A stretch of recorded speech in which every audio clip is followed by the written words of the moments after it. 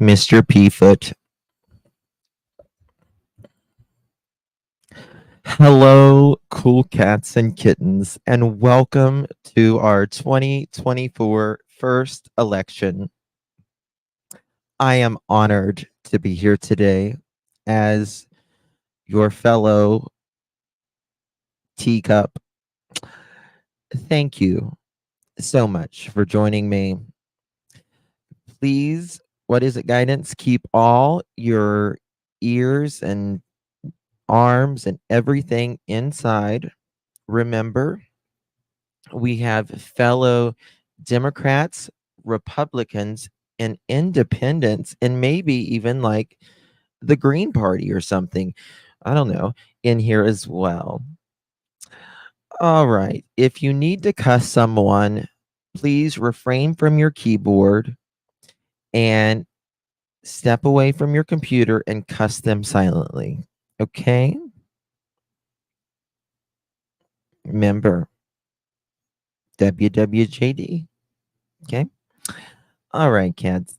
Let's get it started. I wish I was in your position tonight.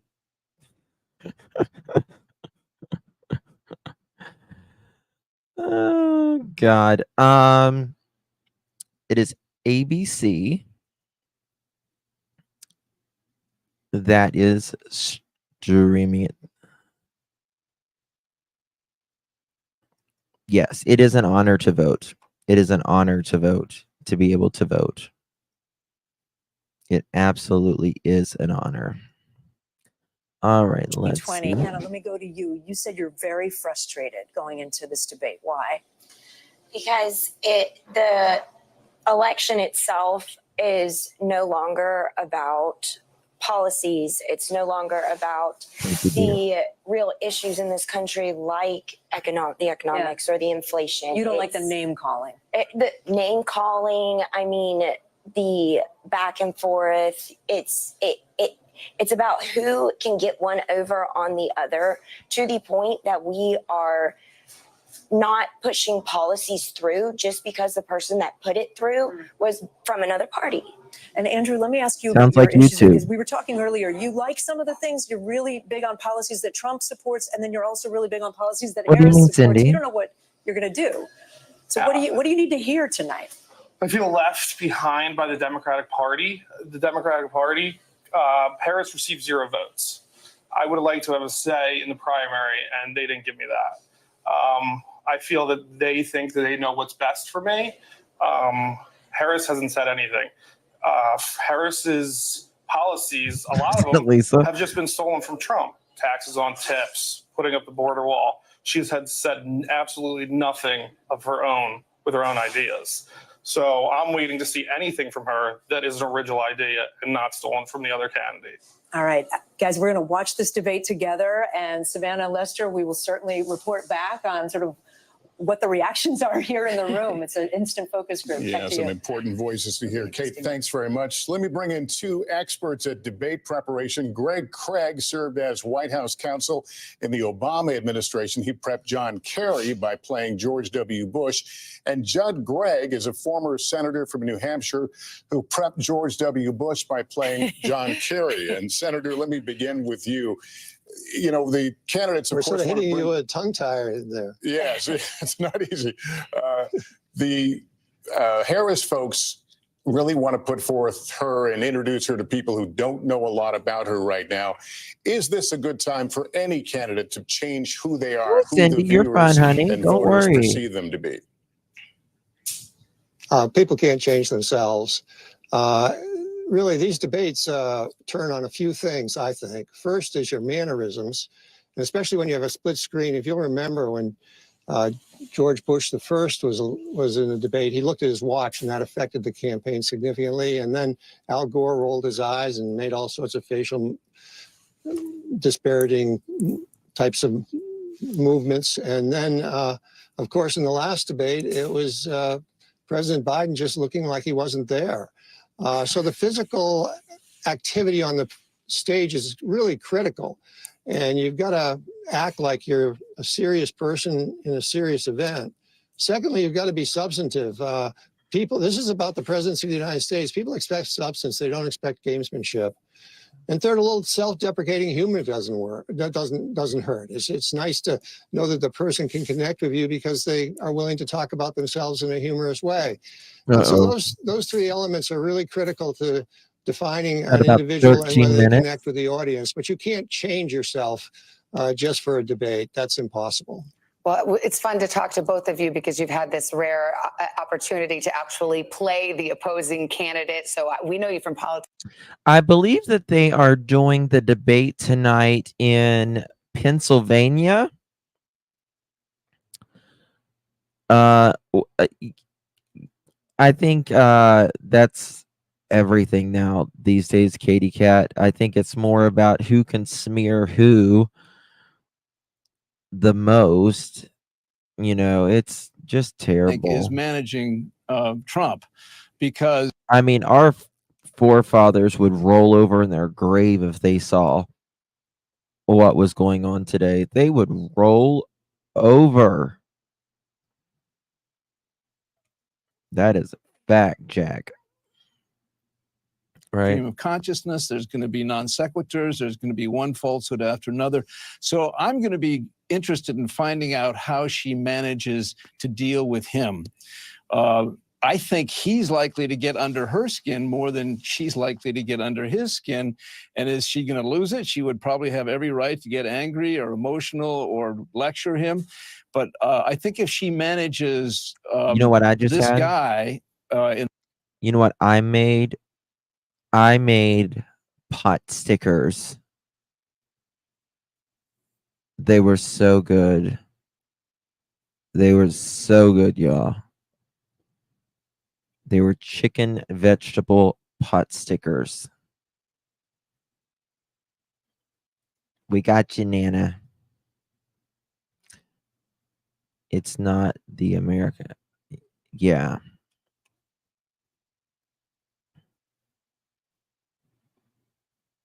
Where are you going, Alfig? Bye to all. I love pot stickers too. I hadn't had them in a while. Pot stickers. Oh God. Hold on. At the same time, it's such a privilege to do things like. Damn. That was 2016. I don't ever want to go back to 2016. That's like PTSD. That was the election year from hell. That was literally the election year from hell. I like kettle corn. You're gonna make popcorn? I like kettle corn. Oh. To a general election debate because you are asking questions on behalf of the people who Kate was just interviewing, on behalf of the American people. So you want the questions to be understandable, digestible. Not Never seen an election year like that. in politics, but from a place of people's dining room tables. And the best thing that you can say about a moderator is that you don't remember who moderated. Well, I was going to say, and since it's over, I can say these can make a career, they can break a career. And a lot of times the criticism is quite harsh for a moderator who does fact check in real time. I can think of a moderator who got in trouble for that. And for moderators who don't, it's sort of darned if you do, darned if you don't. I think the way to deal with that is to ask follow-up questions, make sure you're getting answers to the questions that you ask. It's also a question for the candidates. And there is a question of how much tonight, as we bring it back to what we're going to see in just about 11 minutes from now, is how much will Vice President Harris fact check former President Trump and vice versa. Although it is clear, we know from past debates that the former president does say things that are not true on this stage. A grilled cheese intimated. Say if she spent the night fact checking, in their view, she'd never get anything else in. So she's got to pick her moments in that space. We're also seeing, even as we've been on the air tonight, former President Trump already, his campaign, his team, kind of here already preemptively going after the moderators. It's always a factor. I was just going to say, who was the not moderator terribly recent, tonight? but I remember it's in the last 10, 15 years, it's become a lot more common to attack the moderator. I remember when you would never see the candidates go out and go after the moderator. I remember Newt Gingrich doing it in a Republican primary, I think in 2016 or something like that. And that was different. Well, two things. You've got to feel the room. And it took me several minutes to feel the room, feel the temperature of the candidates. The other thing is, having done a lot of debates, including a presidential debate, I swore a long time ago I would never publicly judge a debate moderator. That's It right. is an incredibly difficult job, and my hat's off to anyone who has done it. Absolutely. And you try to tune out any criticism that you might be getting heading into the big But match. you know David exactly what their Muir. stomachs Oh feel my like. 10 God. minutes away from the debate now. I'm starting to feel us. I know. David Muir. He is just, I think, literally the most handsome man in the world. He is gorgeous. And who else? And anchor Lindsay Davis. Who the hell's Lindsay Davis? Let's see here. Lindsay Davis. Okay.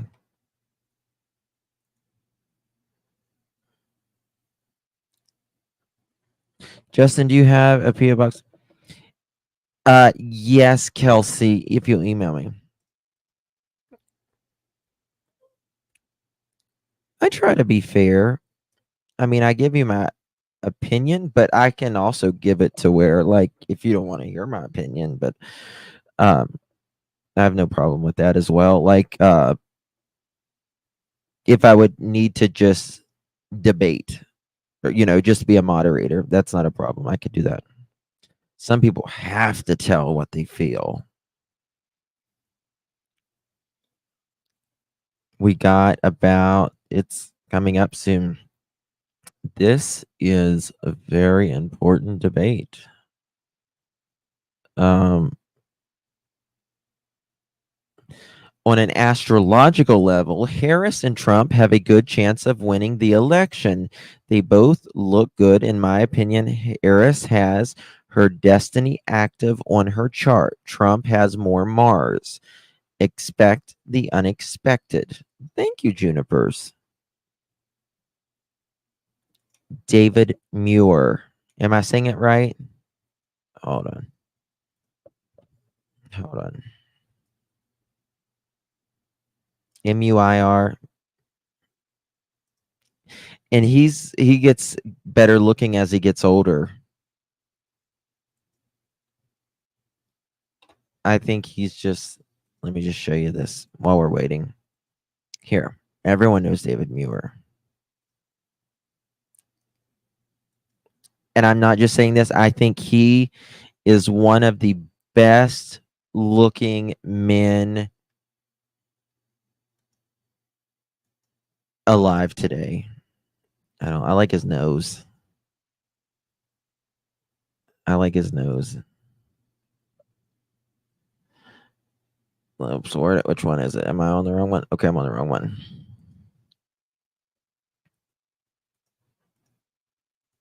You like Lester Holt? Lester's a good guy. Minutes away now from the start of this debate, which we We've will been carry around in its forever. entirety. Tom, are you starting to feel that buzz of energy? Oh, you do. And guys, I will tell you something I've noticed that is different about this debate. Usually the spin room gets wild and crazy post-debate.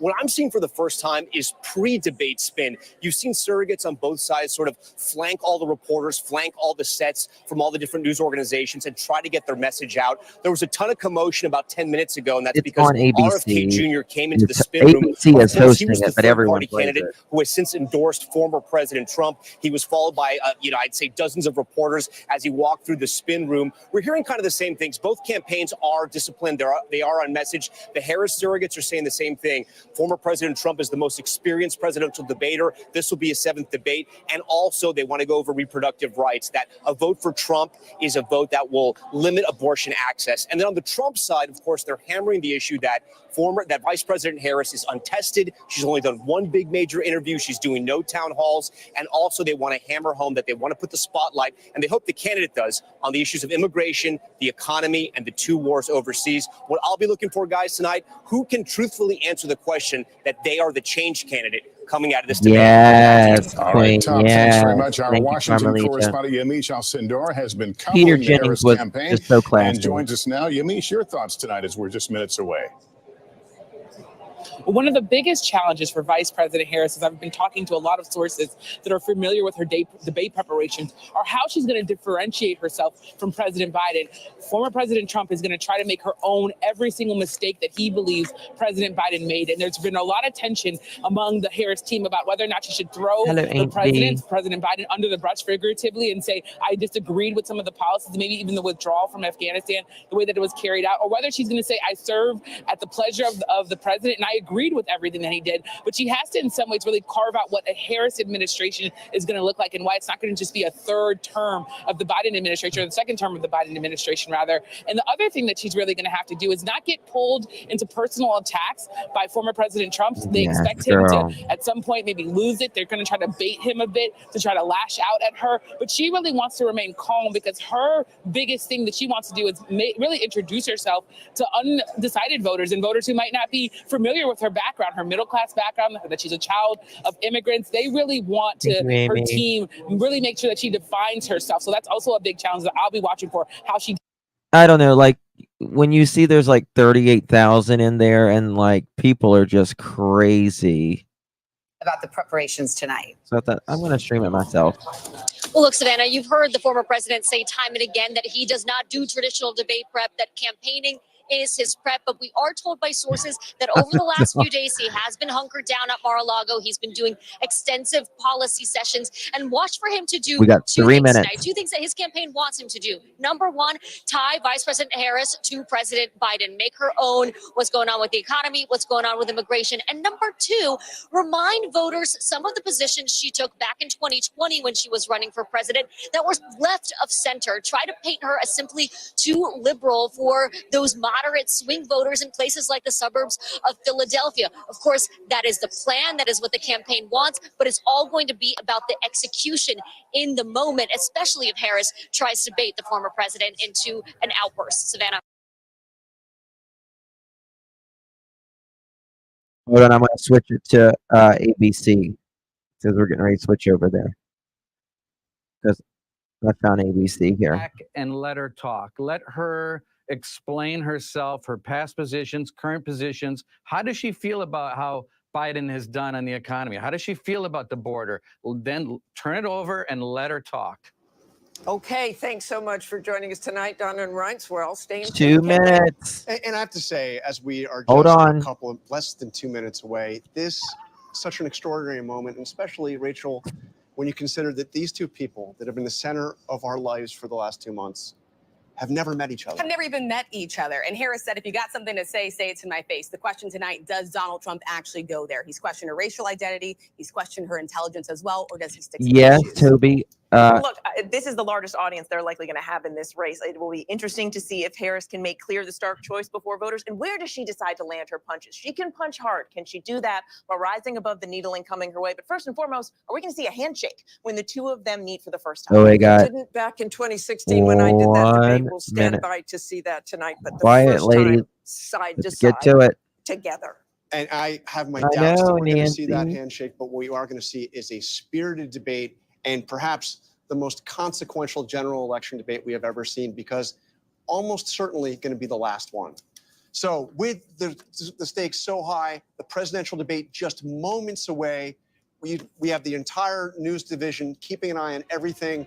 We are going to be fact-checking on our live blog.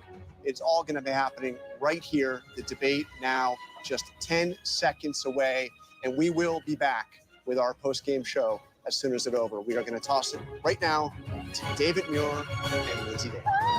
Here we go, guys. Tonight, the high-stakes showdown here in Philadelphia between Vice President Kamala Harris and former President Donald Trump.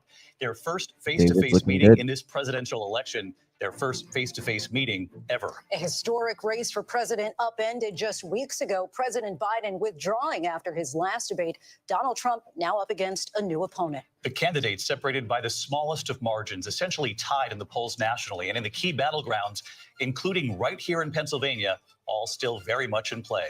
The ABC News presidential debate starts right now. This is an ABC News special, the most consequential moment of this campaign. Kamala Harris. Together, we will chart a new way forward. Donald Trump. We will soon be a great nation again. Face to face. historic. The ABC News presidential debate. Here now, David Muir and Lindsay Davis. Good evening, I'm David Muir, and thank you for joining us for tonight's ABC News presidential debate. We want to welcome viewers watching on ABC and around the world tonight. Vice President Kamala Harris and President Donald Trump are just moments away from taking the stage in this unprecedented race for president. And I'm Lindsay Davis. Tonight's meeting could be the most consequential event of their campaigns, with Election Day now less than 2 months away. For Vice President Kamala Harris, this is her first debate since President Biden withdrew from the race on July 21st.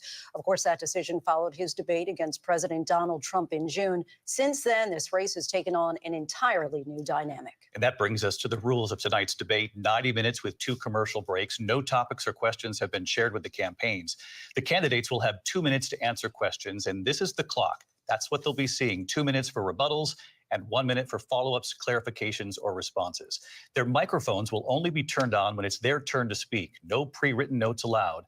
There is no audience here tonight in this hall at the National Constitution Center. This is an intimate setting for 2 candidates who have never met. President Trump won the coin toss. He chose to deliver the final closing statement of the evening. Vice President Harris selected the podium to the right. So let's now welcome the candidates to the stage. Vice President Kamala Harris and President Donald Trump.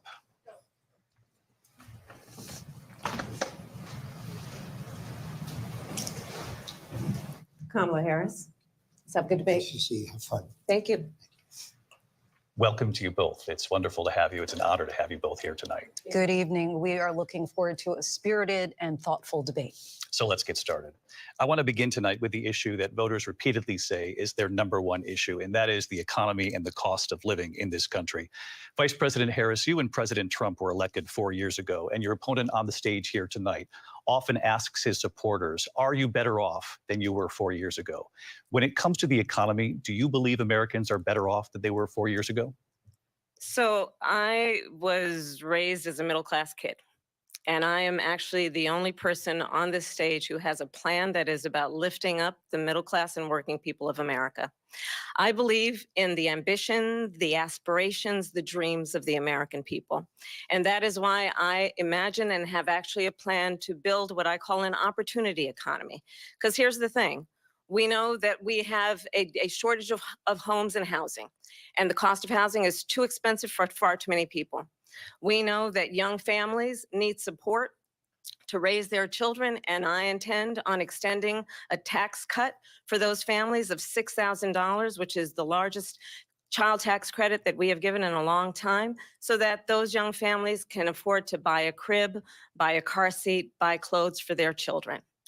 My passion, one of them, is small businesses. My mother raised my sister and me, but there was a woman who helped raise us. We call her our second mother. She was a small business owner. I love our small businesses.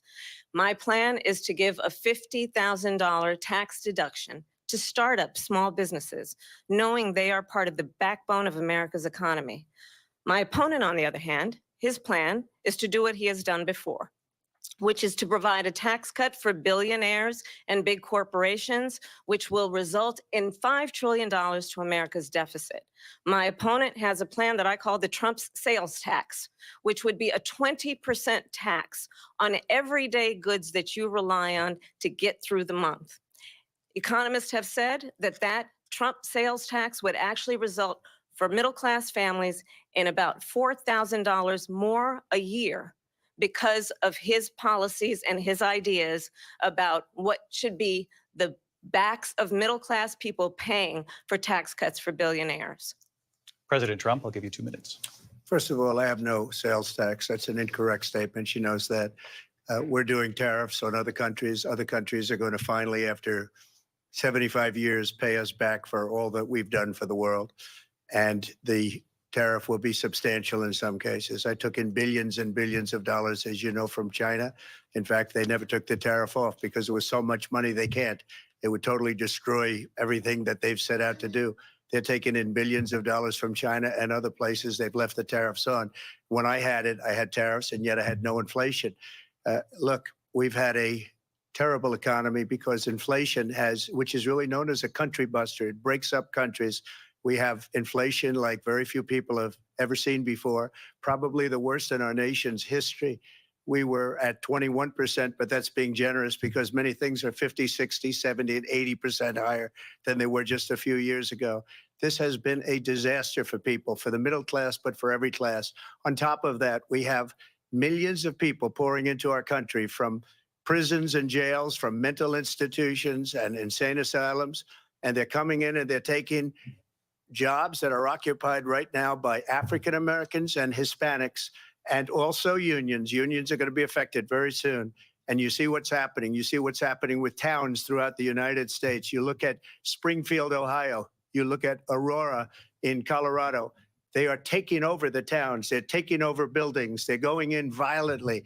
These are the people that she and Biden led into our country, and they're destroying our country. They're dangerous. They're at the highest level of criminality, and we have to get them out. We have to get them out fast. I created one of the greatest economies in the history of our country. I'll do it again and even better. We are going to get to immigration and border security during this debate, but I would like to let Vice President Harris respond on the economy here. Well, I would love to. Let's talk about what Donald Trump left us. Donald Trump left us the worst unemployment since the Great Depression. Donald Trump left us the worst public health epidemic in a century. Donald Trump left us the worst attack on our democracy since the Civil War. And what we have done is clean up Donald Trump's mess. What we have done and what I intend to do is build on what we know are the aspirations and the hopes of the American people. But I'm going to tell you all in this debate tonight, you're going to hear from the same old tired playbook, a bunch of lies, grievances, and name calling. What you're going to hear tonight is a detailed and dangerous plan called Project 2025 that the former president intends on implementing if he were elected again. I believe very strongly that the American people want a president who understands the importance of bringing us together, knowing we have so much more in common than what separates us. And I pledge to you to be a president for all Americans. President Trump will give you a minute here to respond. Number one, I have nothing to do, as you know, and as she knows better than anyone, I have nothing to do with Project 2025. That's out there. I haven't read it. I don't want to read it purposely. I'm not going to read it. This was a group of people that got together. They came up with some ideas, I guess some good, some bad, but it makes no difference. I have nothing to do. Everybody knows I'm an open book. Everybody knows what I'm going to do. Cut taxes very substantially and create a great economy like I did before. We had the greatest economy. We got hit with a pandemic. And the pandemic was not since 1917, where 100 million people died, has there been anything like it. We did a phenomenal job with the pandemic. We handed them over a country where the economy and where the stock market was higher than it was before the pandemic came in. Nobody's ever seen anything like it. We made ventilators for the entire world. We got gowns, we got masks, we did things that nobody thought possible. And people give me credit for rebuilding the military. They give me credit for a lot of things, but not enough credit for the great job we did with the pandemic. But the only jobs they got were bounce back jobs. These were jobs bounced back, and it bounced back and it went to their benefit. But I was the one that created them. They know it, and so does everybody else. Vice President Harris, I'll let you respond. So Donald Trump has no plan for you. And when you look at his economic plan, it's all about tax breaks for the richest people. I am offering what I describe as an opportunity economy, and the best economists in our country, if not the world, have reviewed our relative plans for the future of America. What Goldman Sachs has said is that Donald Trump's plan would make the economy worse. Mine would strengthen the economy. What the Wharton School has said is Donald Trump's plan would actually explode the deficit. 16 Nobel laureates have described his economic plan as something that would increase inflation and by the middle of next year would invite a recession.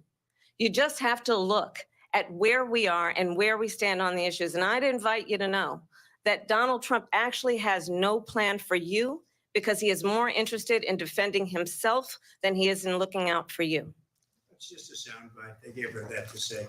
Look, I went to the Wharton School of Finance, and many of those professors, the top professors, think my plan is a brilliant plan. It's a great plan. It's a plan that's going to bring up our worth, our value as a country. It's going to make people want to be able to go and work and create jobs and create a lot of good, solid money for our country. And just to finish off, she doesn't have a plan. She copied Biden's plan, and it's like 4 sentences, like run, spot, run. 4 sentences that are just, oh, we'll try and lower taxes. She doesn't have a plan. Take a look at her plan. She doesn't have a plan. Mr. President, I do want to drill down on something you both brought up. The Vice President brought up your tariffs. You responded, and let's drill down on this, because your plan is what she calls is essentially a national sales tax. Your proposal calls for tariffs, as you pointed out here, on foreign imports across the board. You recently said that you might double your plan, imposing tariffs up to 20% on goods coming into this country. As you know, many economists say that with tariffs at that level, costs are then passed on to the consumer. Vice President Harris has argued it'll mean higher prices on gas, food, clothing, medication, arguing it costs the typical family nearly $4,000 a year. Do you believe Americans can afford higher prices because of tariffs? They're not going to have higher prices. What's going to have, and who's going to have higher prices, is China and all of the countries that have been ripping us off for years. I was the only president ever. China was paying us hundreds of billions of dollars, and so were other countries. And, you know, if she doesn't like them, they should have gone out and they should have immediately cut the tariffs. But those tariffs are there 3.5 years now under their administration. We are going to take in billions of dollars, hundreds of billions of dollars. I had no inflation, virtually no inflation. They had the highest inflation perhaps in the history of our country, because I've never seen a worse period of time. People can't go out and buy cereal or bacon or eggs or anything else. The people of our country are absolutely dying with what they've done. They've destroyed the economy. And all you have to do is look at a poll. The polls say 80 and 85 and even 90% that the Trump economy was great, that their economy was terrible. Vice President Harris, I do want to ask for your response. And you heard what the president said there, because the Biden administration did keep a number of the Trump tariffs in place. So how do you respond? Well, let's be clear that the Trump administration resulted in a trade deficit, one of the highest we've ever seen in the history of America.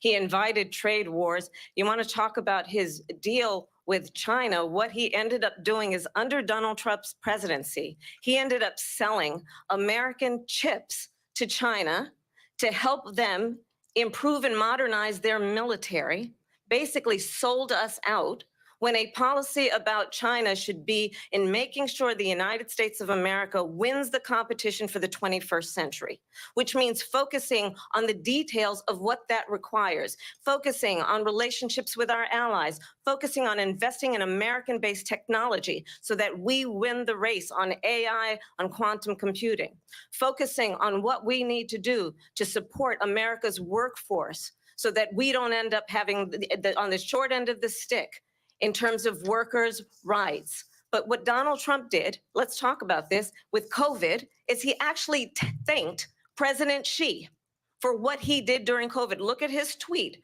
Thank you, President Xi, exclamation point, when we know that Xi was responsible for lacking and not giving us transparency about the origins of COVID.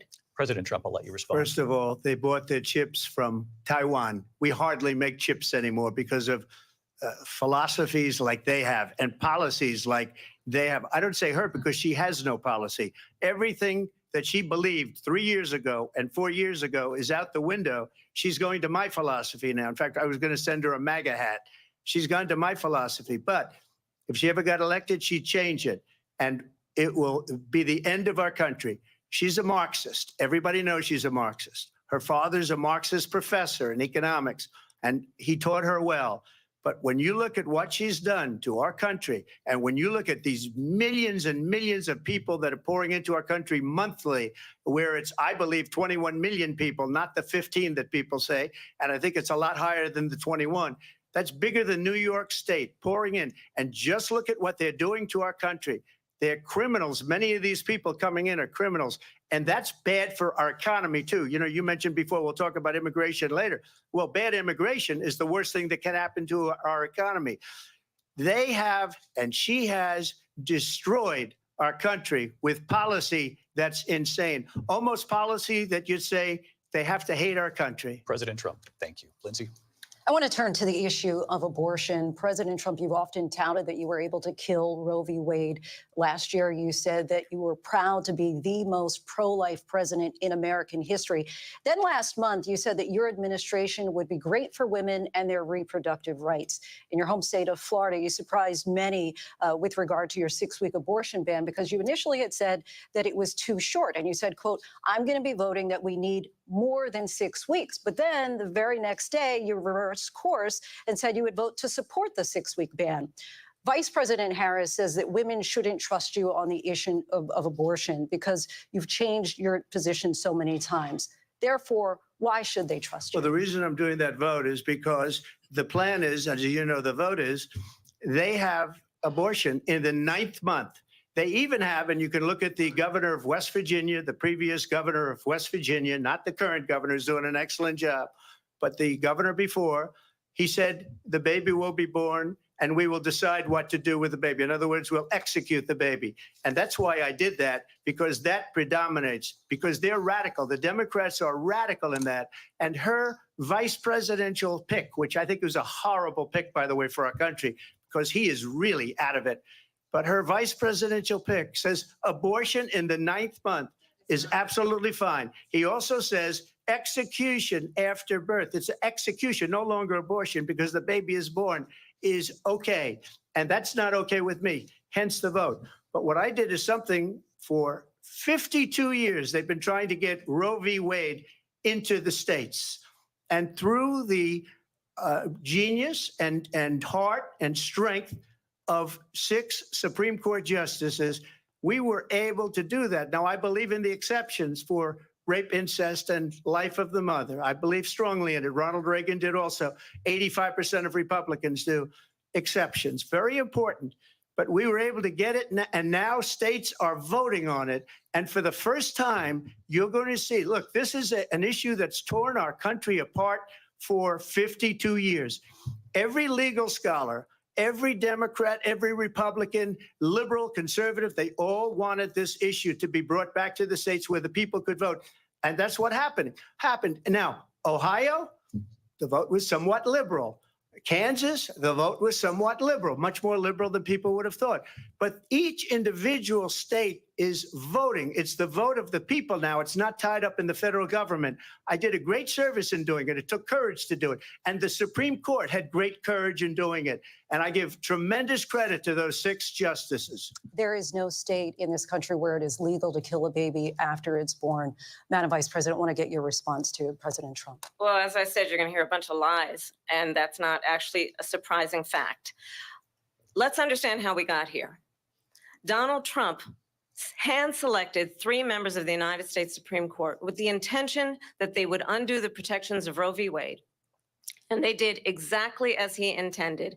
And now in over 20 states, there are Trump abortion bans, which make it criminal for a doctor or nurse to provide health care. In one state, it provides prison for life.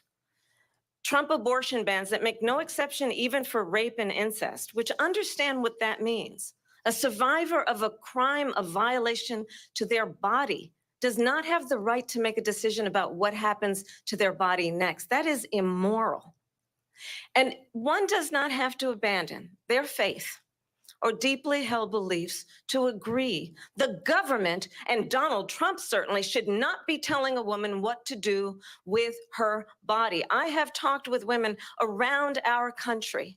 You want to talk about this is what people wanted?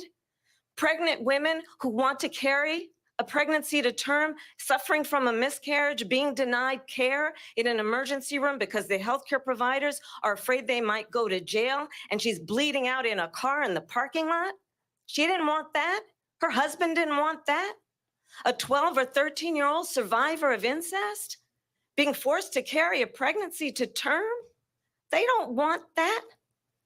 And I pledge to you, when Congress passes a bill to put back in place the protections of Roe v. Wade, as President of the United States, I will proudly sign it into law. But understand, if Donald Trump were to be reelected, he will sign a national abortion ban. Understand, in his Project 2025, there would be a national abortion, a monitor that would be monitoring your pregnancies, your miscarriages.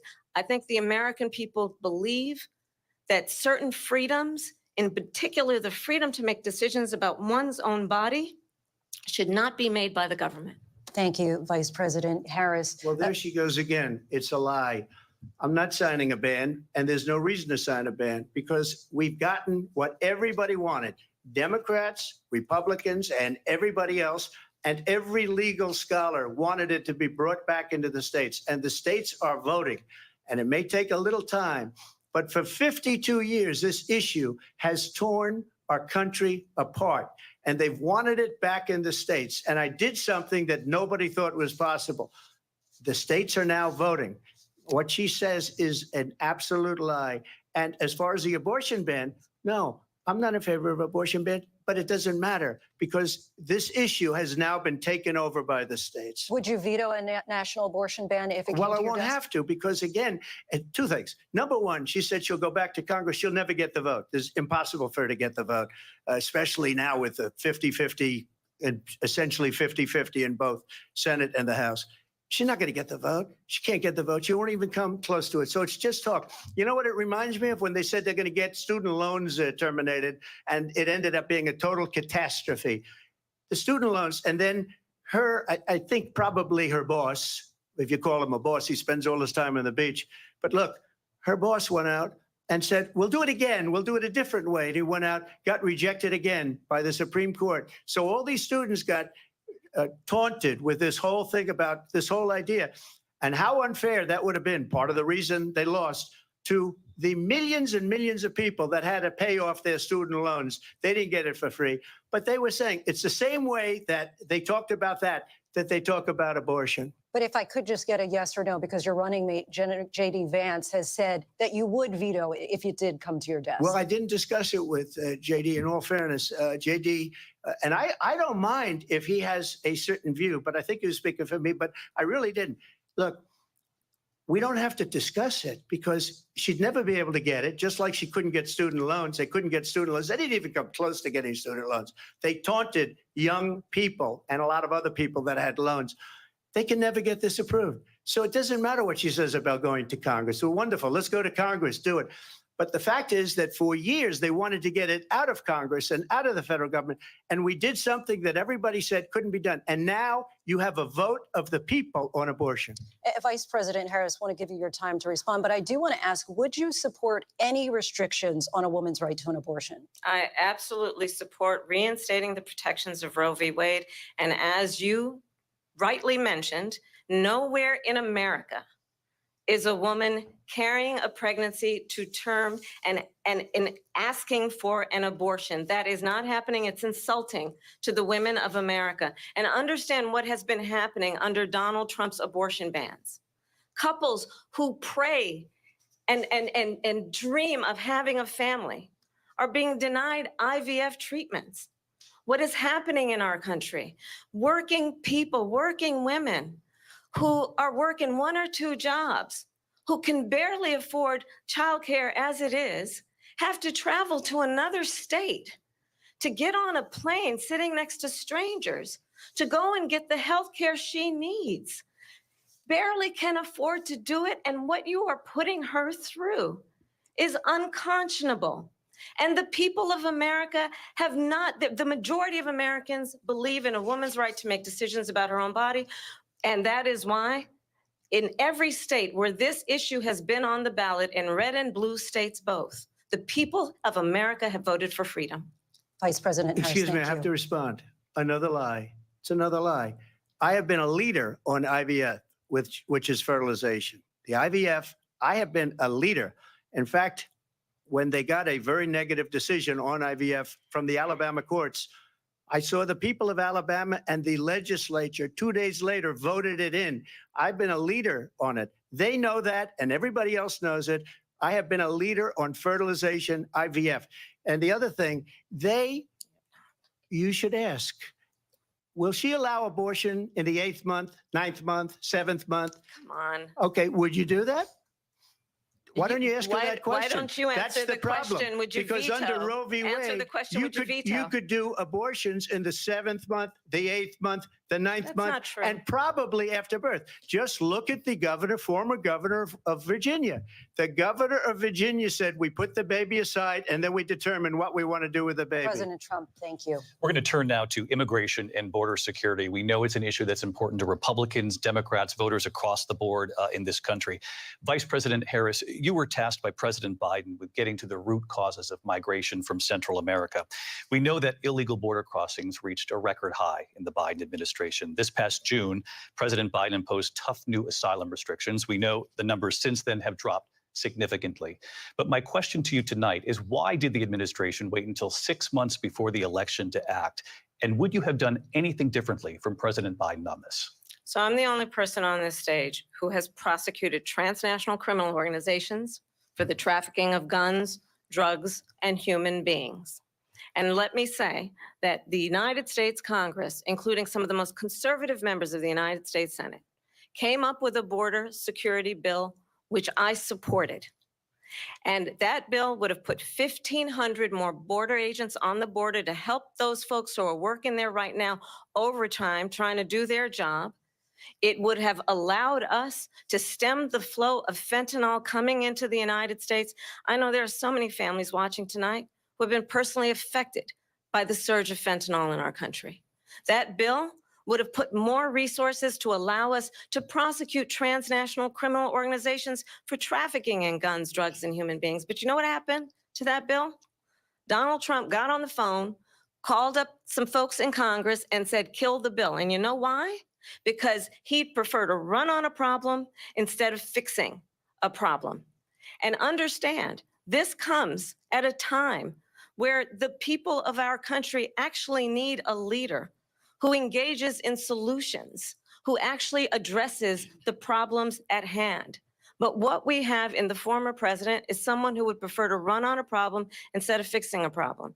And I'll tell you something, he's going to talk about immigration a lot tonight, even when it's not the subject that is being raised. And I'm going to actually do something really unusual, and I'm going to invite you to attend one of Donald Trump's rallies, because it's a really interesting thing to watch. You will see during the course of his rallies, he talks about fictional characters like Hannibal Lecter. He will talk about windmills cause cancer. And what you will also notice is that people start leaving his rallies early out of exhaustion and boredom. And I will tell you, the one thing you will not hear him talk about is you. You will not hear him talk about your needs, your dreams, and your desires.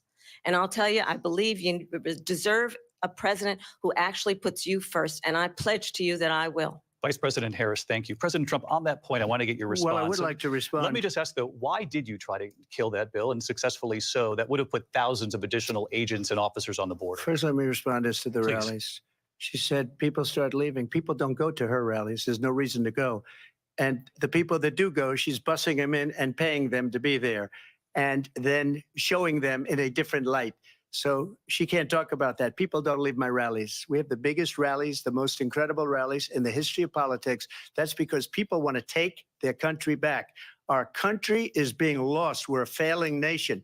And it happened 3.5 years ago. And what's going on here, you're going to end up in World War III, just to go into another subject. What they have done to our country by allowing these millions and millions of people to come into our country, and look at what's happening to the towns all over the United States. And a lot of towns don't want to talk. It's not going to be Aurora or Springfield. A lot of towns don't want to talk about it because they're so embarrassed by it. In Springfield, they're eating the dogs, the people that came in. They're eating the cats. They're eating the pets of the people that live there. And this is what's happening in our country, and it's a shame. As far as rallies are concerned, as far as the reason they go is they like what I say. They want to bring our country back. They want to make America great again. It's a very simple phrase, make America great again. She's destroying this country, and if she becomes president, this country doesn't have a chance of success. Not only success, we'll end up being Venezuela on steroids. I just want to clarify here. You bring up Springfield, Ohio, and ABC News did reach out to the city manager there. He told us there have been no credible reports of specific claims of pets being harmed, injured, or abused by individuals within the immigrant community. Well, All I've this- seen people on television. Let me just say here, this is the people on this is a television say my dog was taken and used for food. So maybe he said that, and maybe that's a good Yeah. thing to say for a city manager. I'm not taking this from But television. the people are I'm on taking it from television the city saying their manager. dog was eaten by the people that went there. Again, the Springfield city manager says there's no evidence of that. Vice We'll President find Harris, out. I'll let you respond to the rest of what you've heard. You talk about extreme.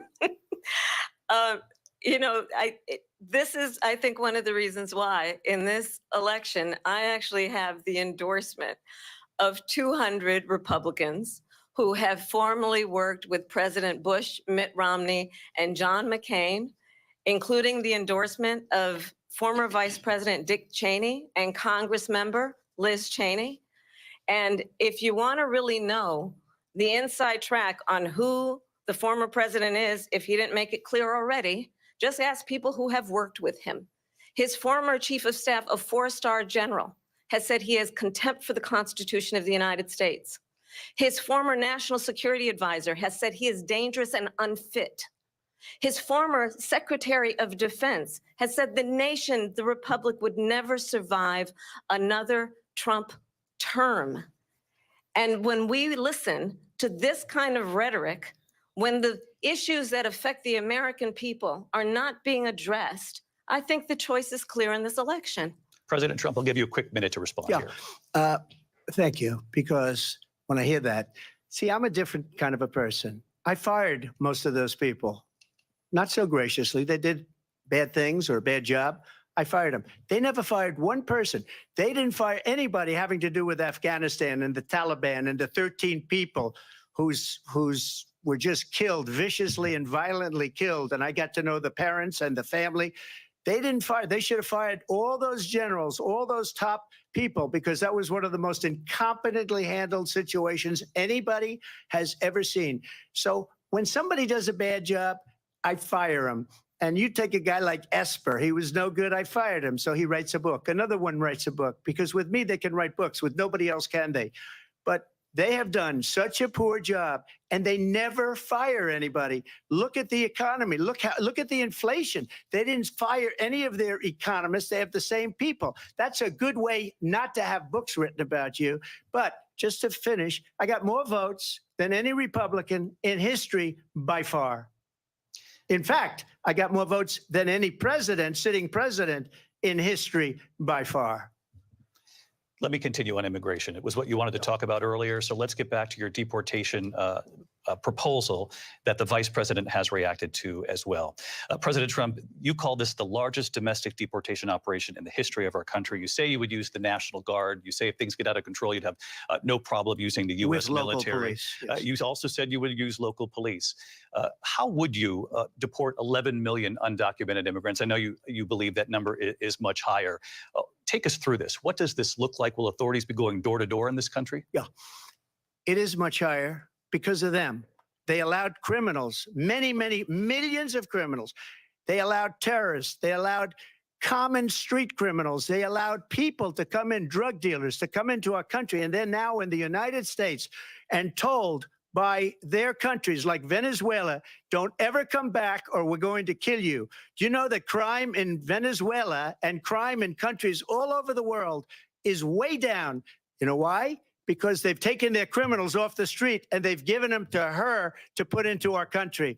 And this will be one of the greatest mistakes in history for them to allow. And I think they probably did it because they think they're going to get votes, but it's not worth it because they're destroying the fabric of our country by what they've done. There's never been anything done like this at all. They've destroyed the fabric of our country. Millions of people let in, and all over the world, crime is down all over the world except here. Crime here is up and through the roof. Despite their fraudulent statements that they made, crime in this country is through the roof. And we have a new form of crime. It's called migrant crime. And it's happening at levels that nobody thought possible. President Trump, as you know, the FBI says overall violent crime is actually coming down in this country. But Vice Excuse me, President the Harris, FBI they were defrauding statements.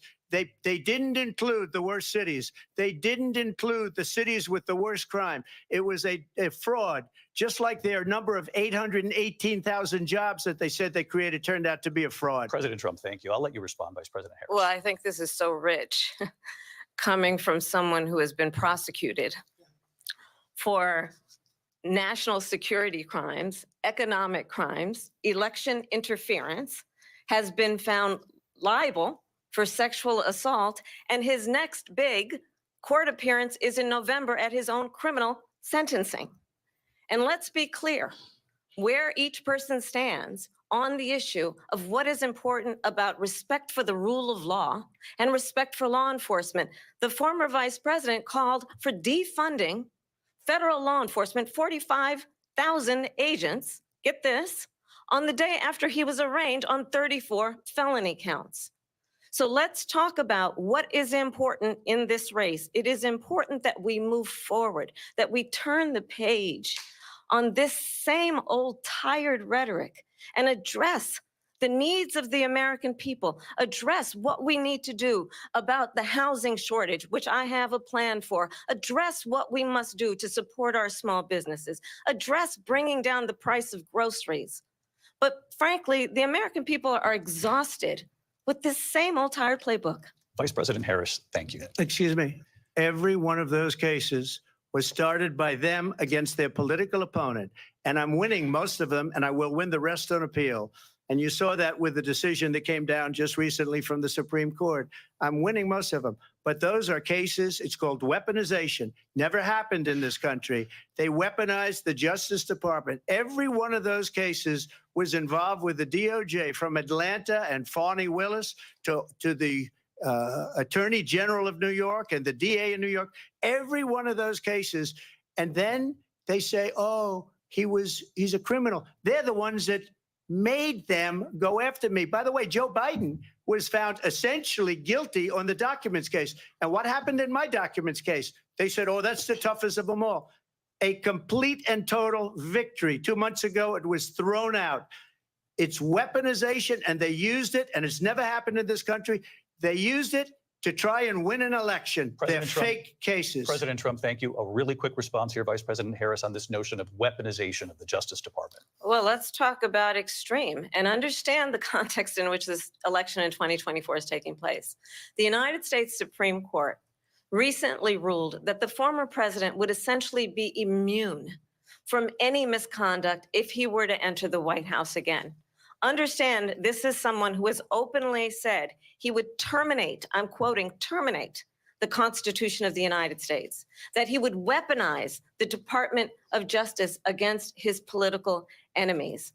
Someone who has openly expressed disdain for members of our military. Understand what it would mean if Donald Trump were back in the White House with no guardrails, because certainly we know now the court won't stop him. We know J.D. Vance is not going to stop him. It's up to the American people Vice President to stop Harris, him. Thank you. Lindsay? Vice President Harris, in your last run for president. This is the one that weaponized, not me. She weaponized. I probably took a bullet to the head because of the things that they say about me. They talk about democracy. I'm a threat to democracy. They're the threat to democracy with a fake Russia investigation We do have a lot that went nowhere. We have a lot to get to. Lindsay? Vice President Harris, in your last run for president, you said you wanted to ban fracking. Now you don't. You wanted mandatory government buyback programs for assault weapons. Now your campaign says you don't. You supported decriminalizing border crossings. Now you're taking a harder line. I know you say that your values have not changed. So then why have so many of your policy positions changed? So my values have not changed, and I'm going to discuss at least every point that you've made. But in particular, let's talk about fracking, because we're here in Pennsylvania. I made that very clear in 2020. I will not ban fracking. I have not banned fracking as Vice President of the United States. And in fact, I was the tie-breaking vote on the Inflation Reduction Act, which opened new leases for fracking. My position is that we have got to invest in diverse sources of energy so we reduce our reliance on foreign oil.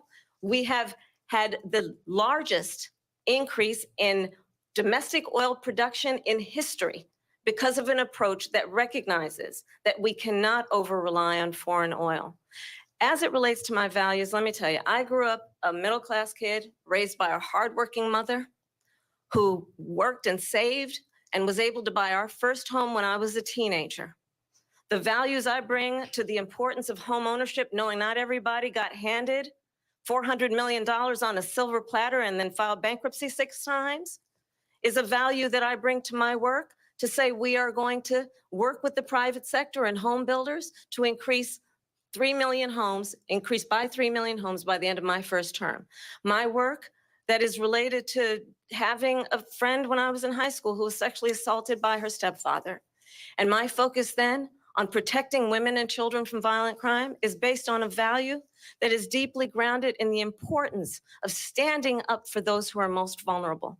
My work that is about protecting Social Security and Medicare is based on long-standing work that I have done, protecting seniors from scams.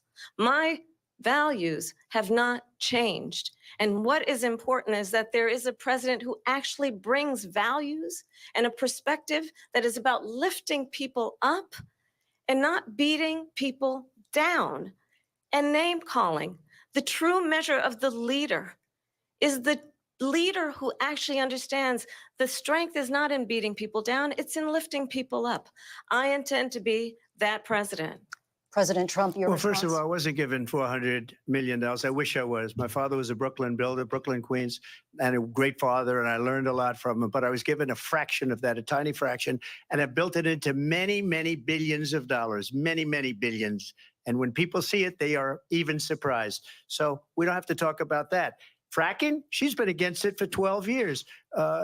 Defund the police, she's been against that forever. She gave all that stuff up very wrongly, very horribly, and everybody's laughing at it, okay? They're all laughing at it. She gave up at least 12 and probably 14 or 15 different policies. Like, she was big on defund the police. In Minnesota, she went out, wait a minute, I'm talking now, if you don't mind, please. Does that sound familiar? She went out in Minnesota and wanted to let criminals that killed people, that burned down Minneapolis, she went out and raised money to get them out of jail. She did things that nobody would ever think of. Now she wants to do transgender operations on illegal aliens that are in prison. This is a radical left liberal that would do this. She wants to confiscate your guns, and she will never allow fracking in Pennsylvania. If she won the election, fracking in Pennsylvania will end on day one. Just to finish, one thing so important in my opinion. So I got the oil business going like nobody has ever done before. When they took over, they got rid of it, started getting rid of it, and the prices were going up the roof. They immediately let these guys go to where they were. I would have been 5 times, 4 times, 5 times higher, because you're talking about 3.5 years ago. They got it up to where I was because they had no choice, because the prices of energy were quadrupling and doubling. You saw what happened to gasoline. So they said, let's go back to Trump.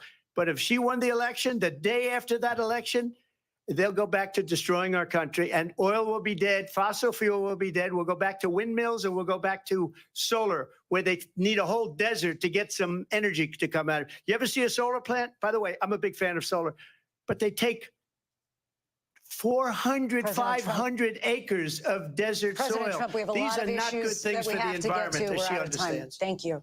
Lindsay, thank you. We have an election in just 56 days. And I want to talk about the peaceful transfer of power, which, of course, we all know is a cornerstone of our democracy, and the role of a president in a moment of crisis. Mr. President, on January 6th, you told your supporters to march to the Capitol. You said you would be right there with them. The country and the world saw what played out at the Capitol that day, the officers coming under attack. Aides in the West Wing say you watched it unfold on television off the Oval Office. You did send out tweets, but it was more than 2 hours before you sent out that video message telling your supporters to go home. Is there anything you regret about what you did on that day? You just said a thing that isn't covered. Peacefully and patriotically, I said during my speech, not later on. Peacefully and patriotically. And nobody on the other side was killed. Ashley Babbitt was shot by an out-of-control police officer. that should have never, ever shot her. It's a disgrace. But we didn't do this group of people that have been treated so badly. I ask, what about all the people that are pouring into our country and killing people that she allowed to pour in? She was the border czar. Remember that. She was the border czar. She doesn't want to be called the border czar because she's embarrassed by the border. In fact, she said at the beginning, oh, I'm surprised you're not talking about the border yet. That's because she knows what a bad job they've done. What about those people? When are they going to be prosecuted? When are these people from countries all over the world, not just South America? They're coming in from all over the world, David, all over the world. And crime rates are down all over the world because of it. But let me just when ask are those, David, when are those people going to be prosecuted? When are the people that burned down Minneapolis going to be prosecuted? Or in Seattle? They went into Seattle. They took over a big percentage of the city of Seattle. When are those people going to be prosecuted? But let me just ask you. Might ask her that question. You were the president. You were watching it unfold on television. It's a very simple question as we move forward toward another election. Is there anything you regret about what you did on that day? Yes or no? I had nothing to do with that other than they asked me to make a speech. I showed up for a speech. I said, I think it's going to be big. I went to Nancy Pelosi and the mayor of Washington, D.C., and the mayor put it back in writing, as you know. I said, you know, this is going to be a very big rally or whatever you want to call it. And again, it wasn't done by me. It was done by others. I said, I'd like to give you 10,000 National Guard or soldiers. They rejected me. Nancy Pelosi rejected me. It was just 2 weeks ago. Her daughter has a tape of her saying she is fully responsible for what happened. They want to get rid of that tape. It would have never happened if Nancy Pelosi and the mayor of Washington did their jobs. I wasn't responsible for security. Nancy Pelosi was responsible. She didn't do her job. The question was about you as president, not about former Speaker Pelosi. But I do want Vice President Harris to respond here. I was at the Capitol on January 6th. I was the vice president-elect. I was also an acting senator. I was there. And on that day, the president of the United States incited a violent mob to attack our nation's capital, to desecrate our nation's capital. On that day, 140 law enforcement officers were injured, and some died. And understand, the former president has been indicted and impeached for exactly that reason. But this is not an isolated situation. Let's remember Charlottesville, where there was a mob of people carrying tiki torches, spewing anti-Semitic hate. And what did the president then at the time say? There were fine people on each side.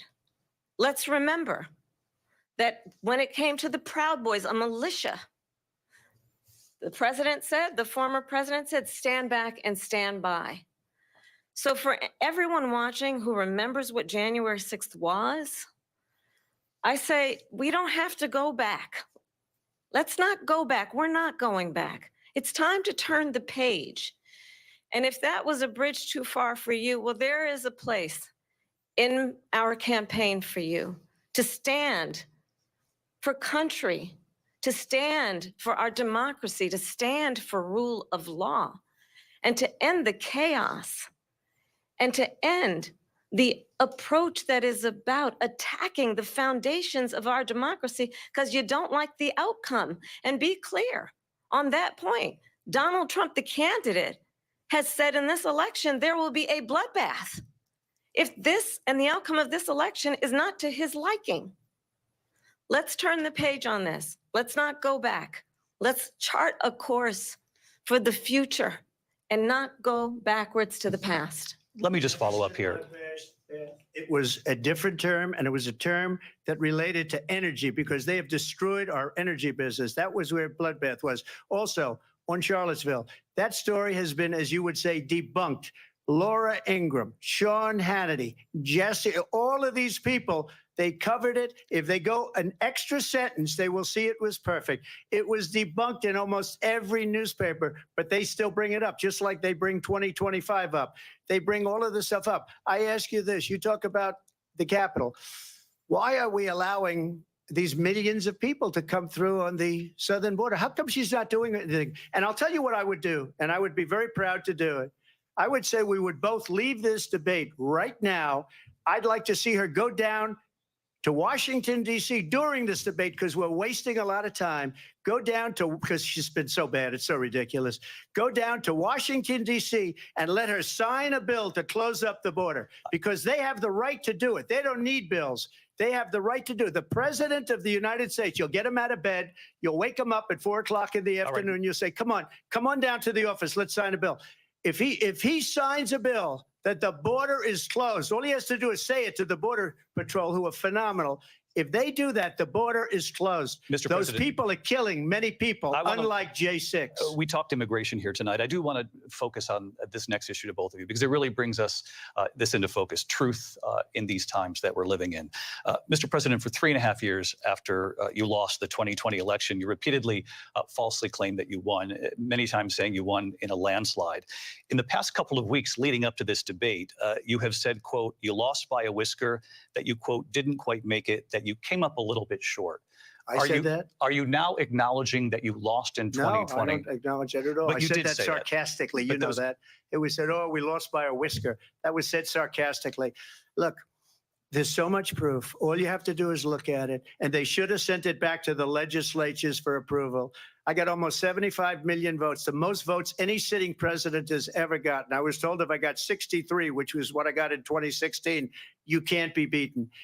The election, people should never be thinking about an election as fraudulent. We need two things. We need walls, and we have to have it. We have to have borders, and we have to have good elections. Our elections are bad. And a lot of these illegal immigrants coming in, they're trying to get them to vote. They can't even speak English. They don't even know what country they're in practically. And these people are trying to get them to vote. And that's why they're allowing them to come into our country. I did watch all of these pieces of video.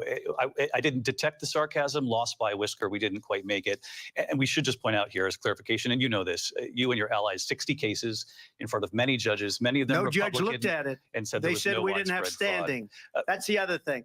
They said we didn't have standing, a technicality. Can you imagine a system where a person in an election doesn't have standing? The president of the United States doesn't have standing.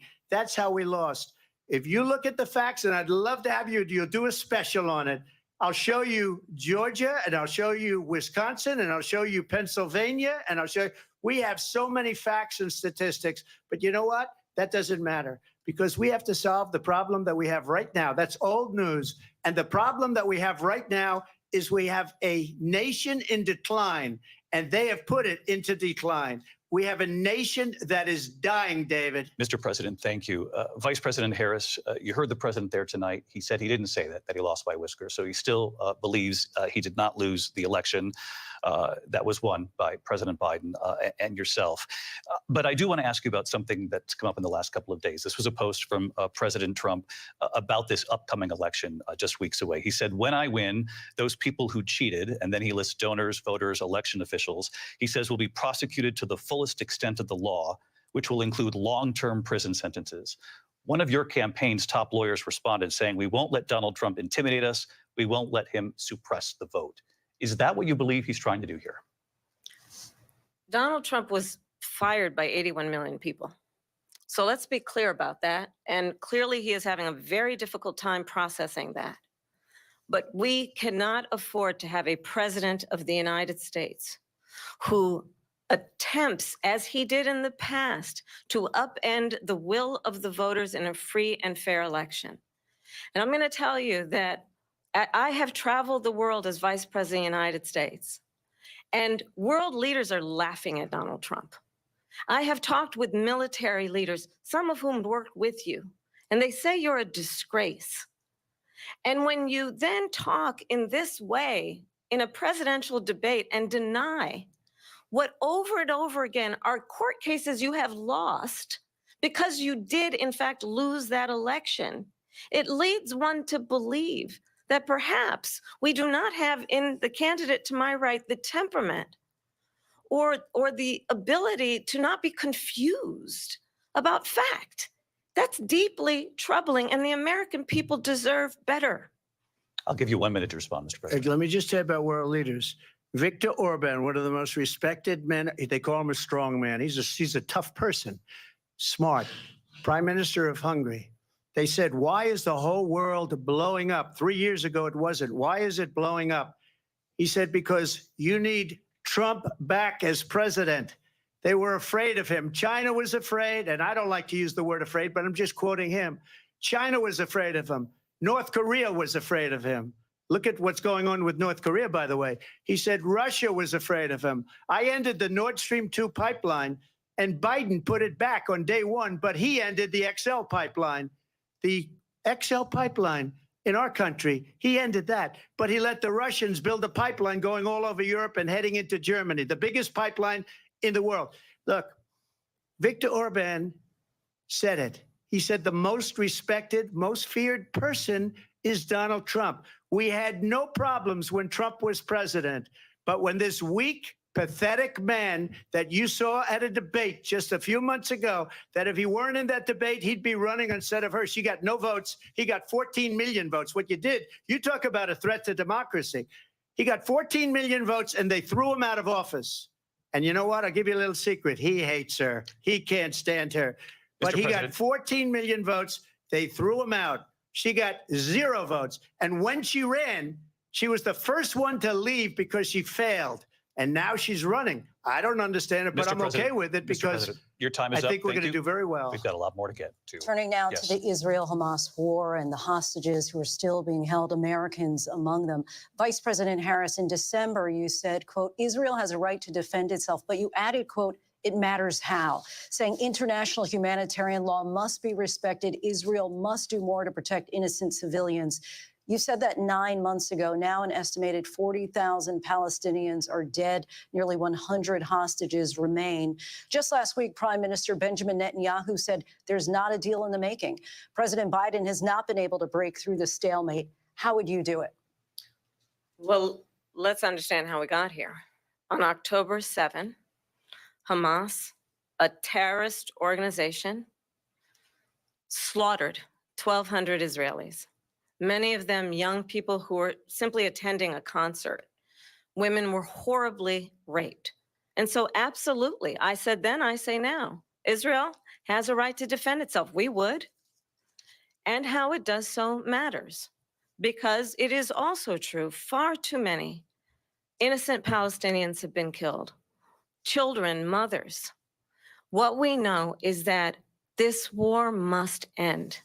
It must end immediately, and the way it will end is we need a ceasefire deal and we need the hostages out.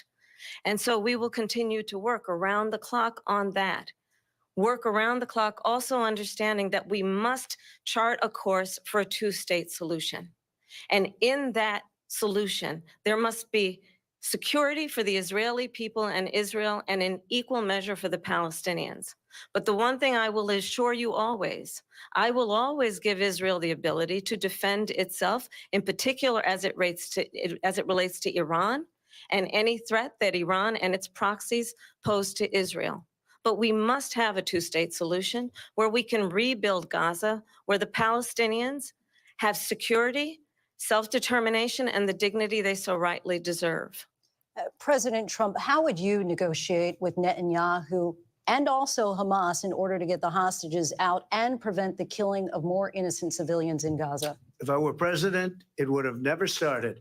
If I were president, Russia would have never, ever, I know Putin very well, he would have never, and there was no threat of it either, by the way, for 4 years, have gone into Ukraine and killed millions of people when you add it up, far worse than people understand what's going on over there. But when she mentions about Israel, all of a sudden, she hates Israel. She wouldn't even meet with Netanyahu when he went to Congress to make a very important speech. She refused to be there because she was at a sorority party of hers. She wanted to go to the sorority party. She hates Israel. If she's president, I believe that Israel will not exist within 2 years from now. And I've been pretty good at predictions, and I hope I'm wrong about that one. She hates Israel. At the same time, in her own way, she hates the Arab population because the whole place is going to get blown up. Arabs, Jewish people, Israel will be gone. It would have never happened. Iran was broke under Donald Trump. Now Iran has $300 billion because they took off all the sanctions that I had.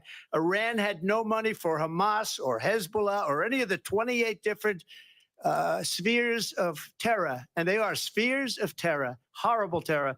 They had no money. It was a big story, and you know it. You covered it very well, actually. They had no money for terror. They were broke. Now they're a rich nation, and now what they're doing is they're spreading that money around.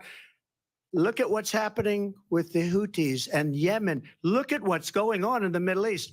This would have never happened. I will get that settled and fast, and I'll get the war with Ukraine and Russia ended. If I'm president-elect, I'll get it done before even becoming president. Vice President Harris, he says you hate Israel. That's absolutely not true. I have my entire career and life supported Israel and the Israeli people. He knows that. He's trying to, again, divide and distract from the reality, which is it is very well known that Donald Trump is weak and wrong on national security and foreign policy. It is well known that he admires dictators, wants to be a dictator on day one, according to himself. It is well known that he said of Putin that he can do whatever the hell he wants and go into Ukraine. It is well known that he said when Russia went into Ukraine, it was brilliant. It is well known he exchanged love letters with Kim Jong-un. And it is absolutely well known that these dictators and autocrats are rooting for you to be president again because they're so clear. They can manipulate you with flattery and favors. And that is why so many military leaders who you have worked with have told me you are a disgrace.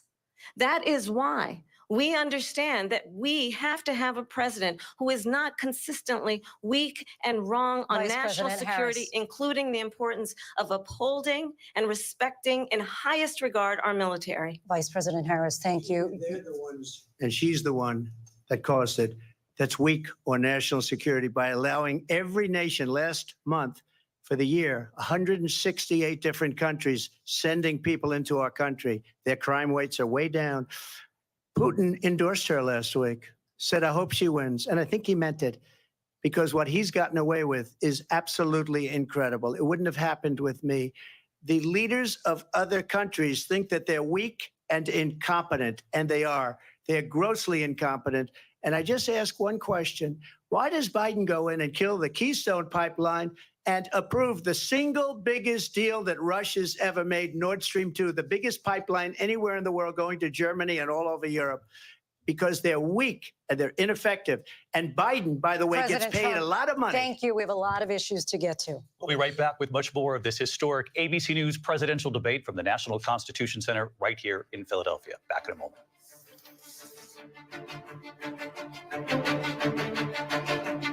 So Donna, I have ABC News some of presidential my debate will chicks continue after this. on my my A for A channel. Okay, everyone, if you need a bathroom break, go to the bathroom. If you need a timeout break, let a mod know. Just kidding. Thank you, Pell Rider. Oh God, people get all in their feelings. I don't believe any of them's going to save us. I think we've all lived through so much, to be quite honest with you. And I haven't seen a president save us yet, but I don't know. It's a mess. It's a mess. It's all a mess.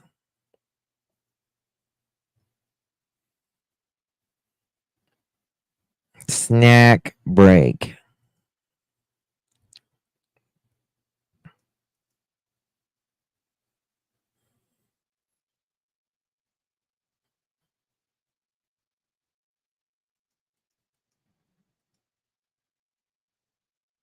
Hey, Jennifer, I give you that.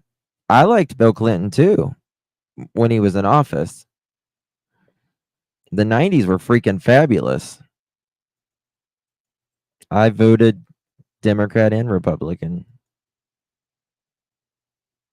That's okay, Gypsy girl. You're welcome to be opinionated.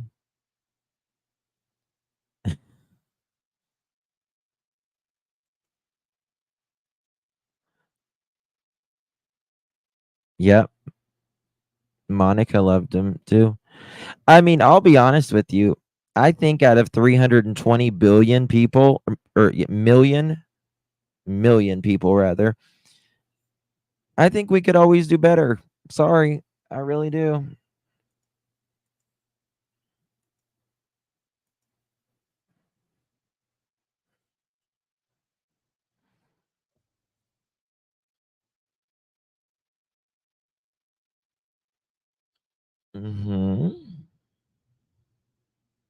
My friend dressed up like Monica Lewinsky in the 90s in Halloween. Oh, that was, I mean, if you guys remember the 90s, oh my God. Like whenever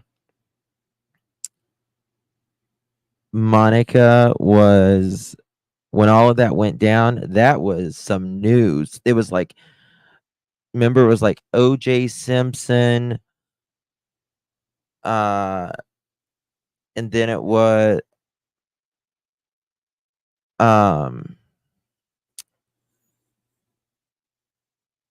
Jean-Benet Ramsey, and then Monica Lewinsky. Like those were the big stories of the 90s. Listen, let me tell you something. If I was working for the president and he asked me to be under a desk, I would be under a desk. I'm just going to tell you that right now. I don't give a damn who it is. I also had twin grandmothers. I've never met an adult son. I don't give a damn. Republican, Democrat. I'm under the desk, mother chicken. You're my boss.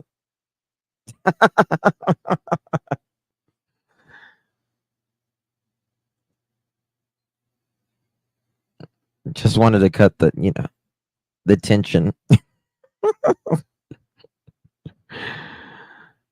Oh, God.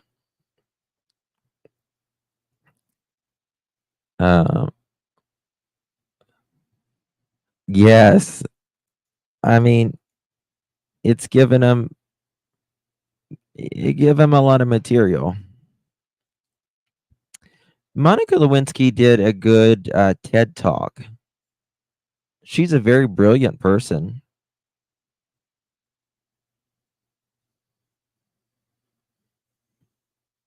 Thank you, M. Blanc. I know. I would have listened. No. I would have been next door to Hillary and Bill. Bill, you're going to buy me this, little mansion in Connecticut right beside you. Okay, here we go. That we must defend Ukraine from Russia, from Vladimir Putin, to defend their sovereignty, their democracy, that it's in America's best interest to do so, arguing that if Putin wins, he may be emboldened to move even further into other countries. You have said you would solve this war in 24 hours. You said so just before the break tonight. How exactly would you do that? And I want to ask you a very simple question tonight. Do you want Ukraine to win this war? I want the war to stop. I want to save lives that are being uselessly, people being killed by the millions. It's the millions. It's so much worse than the numbers that you're getting, which are fake numbers. Look, we're in for 250 billion or more because they don't ask Europe, which is a much bigger beneficiary to getting this thing done than we are. They're in for $150 billion less because Biden and you don't have the courage to ask Europe like I did with NATO. They paid billions and billions, hundreds of billions of dollars when I said, either you pay up or we're not going to protect you anymore. So that's maybe one of the reasons they don't like me as much as they like weak people. But you take a look at what's happening. We're in for 250 to 275 billion. They're into 100 to 150. They should be forced to equalize. With that being said, I want to get the war settled. I know Zelensky very well, and I know Putin very well. I have a good relationship, and they respect your president, okay? They respect me. They don't respect Biden. How would you respect him? Why? For what reason? He hasn't even made a phone call in 2 years to Putin, hasn't spoken to anybody.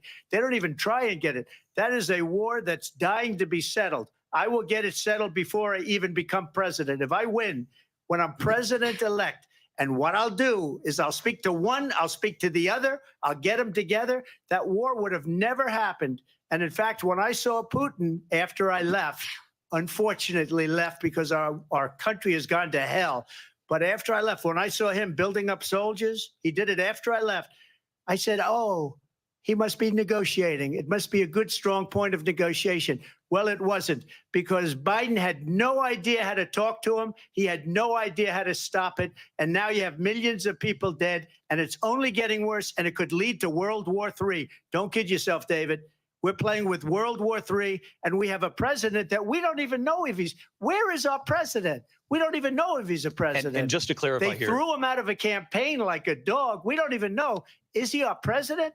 But we have a president, Mr. President, that doesn't know he's alive. Your time is up. Just to clarify in the question, do you believe it's in the U.S. best interest for Ukraine to win this war, yes or no? I think it's the U.S. best interest to get this war finished and just get it done. All right. Negotiate a deal, because we have to stop all of these human lives from being destroyed. I want to take this to Vice President Harris. I want to get your thoughts on support for Ukraine in this moment, but also as Commander-in-Chief, if elected, how would you deal with Vladimir Putin, and would it be any different from what we're seeing from President Biden? Well, first of all, it's important to remind the former president, you're not running against Joe Biden, you're running against me. I believe the reason that Donald Trump says that this war would be over within 24 hours is because he would just give it up. And that's not who we are as Americans. Let's understand what happened here. I actually met with Zelensky a few days before Russia invaded, tried through force to change territorial boundaries, to defy one of the most important international rules and norms, which is the importance of sovereignty and territorial integrity. And I met with President Zelensky. I shared with him American intelligence about how he could defend himself. Days later, I went to NATO's eastern flank, to Poland and Romania. And through the work that I and others did, we brought 50 countries together to support Ukraine in its righteous defense. And because of our support, because of the air defense, the ammunition, the artillery, the javelins, the Abrams tanks that we have provided, Ukraine stands as an independent and free country. If Donald Trump were president, Putin would be sitting in Kyiv right now. And understand what that would mean, because Putin's agenda is not just about Ukraine. Understand why the European allies and our NATO allies are so thankful that you are no longer president, and that we understand the importance of the greatest military alliance the world has ever known, which is NATO, and what we have done to preserve the ability of Zelensky and the Ukrainians to fight for their independence. Otherwise, Putin would be sitting in Kyiv with his eyes on the rest of Europe, starting with Poland. And why don't you tell the 800,000 Polish Americans right here in Pennsylvania how quickly you would give up for the sake of favor and what you think is a friendship with what is known to be a dictator who would eat you for lunch. Vice President Harris, thank you. We've heard from both of you on Ukraine tonight. Afghanistan came up in the last hour. I wanted her to respond to something you said earlier, and now, please, I'll give you a minute here. Putin would be sitting in Moscow, and he wouldn't have lost 300,000 men and women, but he would have been sitting in Moscow. Quiet, please. He would have been sitting in Moscow, much happier than he is right now. But eventually, you know, he's got a thing that other people don't have. He's got nuclear weapons. They don't ever talk about that. He's got nuclear weapons. Nobody ever thinks about that. And eventually, maybe he'll use them, and maybe he hasn't been that threatening, but he does have that. Something we don't even like to talk about. Nobody likes to talk about it. But just so you understand, they sent her to negotiate peace before this war started. 3 days later, he went in and he started the war, because everything they said was weak and stupid. They said the wrong things. That war should have never started. She was the emissary. They sent her in to negotiate with Zelensky and Putin, and she did. And the war started 3 days later. And that's the kind of talent we have with her. She's worse than Biden. In my opinion, I think he's the worst president in the history of our country. She goes down as the worst vice president in the history of our country. But let me tell you something. She is a horrible negotiator. They sent her in to negotiate. As soon as they left, Putin did the invasion. President Trump, thank you. You did bring up something. You said she went to negotiate with Vladimir Putin. Vice President Harris, have you ever met Vladimir Putin? Can you clarify tonight? Yet again, I said it at the beginning of this debate, you're going to hear a bunch of lies coming from this fellow. And that is another one. When I went to meet with President Zelensky, I've now met with him over 5 times. The reality is it has been about standing as America always should, as a leader upholding international rules and norms, as a leader who shows strength, understanding that the alliances we have around the world are dependent on our ability to look out for our friends and not favor our enemies because you adore strongmen instead of caring about democracy. And that is very much what is at stake here. The President of the United States is commander-in-chief. And the American people have a right to rely on a president who understands the significance of America's role and responsibility in terms of ensuring that there is stability and ensuring we stand up for our principles and not sell them for the benefit of personal flattery. We've talked about Ukraine and Vladimir Putin. I do want to talk about Afghanistan. It came up in the first hour of this debate. I want to move on to Afghanistan. Stoltenberg said Trump did the most amazing thing I've ever seen. He got these countries, the 28 countries at the time, to pay up. He said, I've never seen. He's the head of NATO. He said, I've never seen. For years, we were paying almost all of NATO. We were being ripped off by European nations, both on trade and on NATO. I got them to pay up by saying one of the statements you made before, if you don't pay, we're not going to protect you. President Otherwise, Trump. we would have never gotten it. He said it was one of the most incredible jobs that he's ever seen done. Thank you. I want to turn to Afghanistan. It came up in the first hour of the debate, and we witnessed a poignant moment today on Capitol Hill, honoring the soldiers who died in the chaotic withdrawal from Afghanistan. I do want to ask the Vice President, do you believe you bear any responsibility in the way that withdrawal played out? Well, I will tell you, I agreed with President Biden's decision to pull out of Afghanistan. 4 presidents said they would, and Joe Biden did. And as a result, America's taxpayers are not paying the $300 million a day we were paying for that endless war. And as of today, there is not one member of the United States military who is in active duty in a combat zone in any war zone around the world, the first time this century. But let's understand how we got to where we are. Donald Trump, when he was president, negotiated one of the weakest deals you can imagine. He calls himself a deal maker. Even his national security advisor said it was a weak, terrible deal. And here's how it went down. He bypassed the Afghan government. He negotiated directly with a terrorist organization called the Taliban. The negotiation involved the Taliban getting 5,000 Taliban terrorists released. And get this, and the president at the time invited the Taliban to Camp David, a place of storied significance for us as Americans, a place where we honor the importance of American diplomacy, where we invite and receive respected world leaders. And this former president, as president, invited them to Camp David because he does not again appreciate the role and responsibility of the President of the United States to be commander-in-chief with a level of respect. And this gets back to the point of how he has consistently disparaged and demeaned members of our military, fallen soldiers, and the work that we must do to uphold the strength and the respect of the United States of America around the world. Vice President Harris, thank you. President Trump, your response to her saying that you began the negotiations with the Taliban. So if you take a look at that period of time, the Taliban was killing our soldiers, a lot of them, with snipers. And I got involved with the Taliban because the Taliban was doing the killing. That's the fighting force within Afghanistan. They don't bother doing that because, they deal with the wrong people all the time. But I got involved. And Abdul is the head of the Taliban. He is still the head of the Taliban. And I told Abdul, don't do it anymore. You do it anymore, you're going to have problems. And he said, why do you send me a picture of my house? I said, you're going to have to figure that out, Abdul. And for 18 months, we had nobody killed. We did have an agreement negotiated by Mike Pompeo. It was a very good agreement. The reason it was good, it was we were getting out. We would have been out faster than them, but we wouldn't have lost the soldiers. We wouldn't have left many Americans behind, and we wouldn't have left $85 billion worth of brand new, beautiful military equipment behind. And just to finish, they blew it.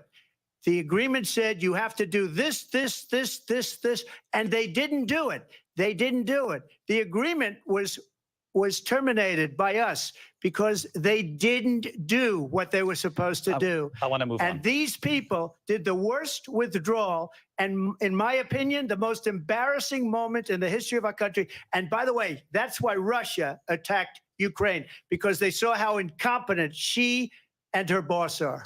President Trump, thank you. I want to move on now to race and politics in this country. Mr. President, you recently said of Vice President Harris, quote, "I didn't know she was black until a number of years ago when she happened to turn black, and now she wants to be known as black." I want to ask a bigger picture question here tonight.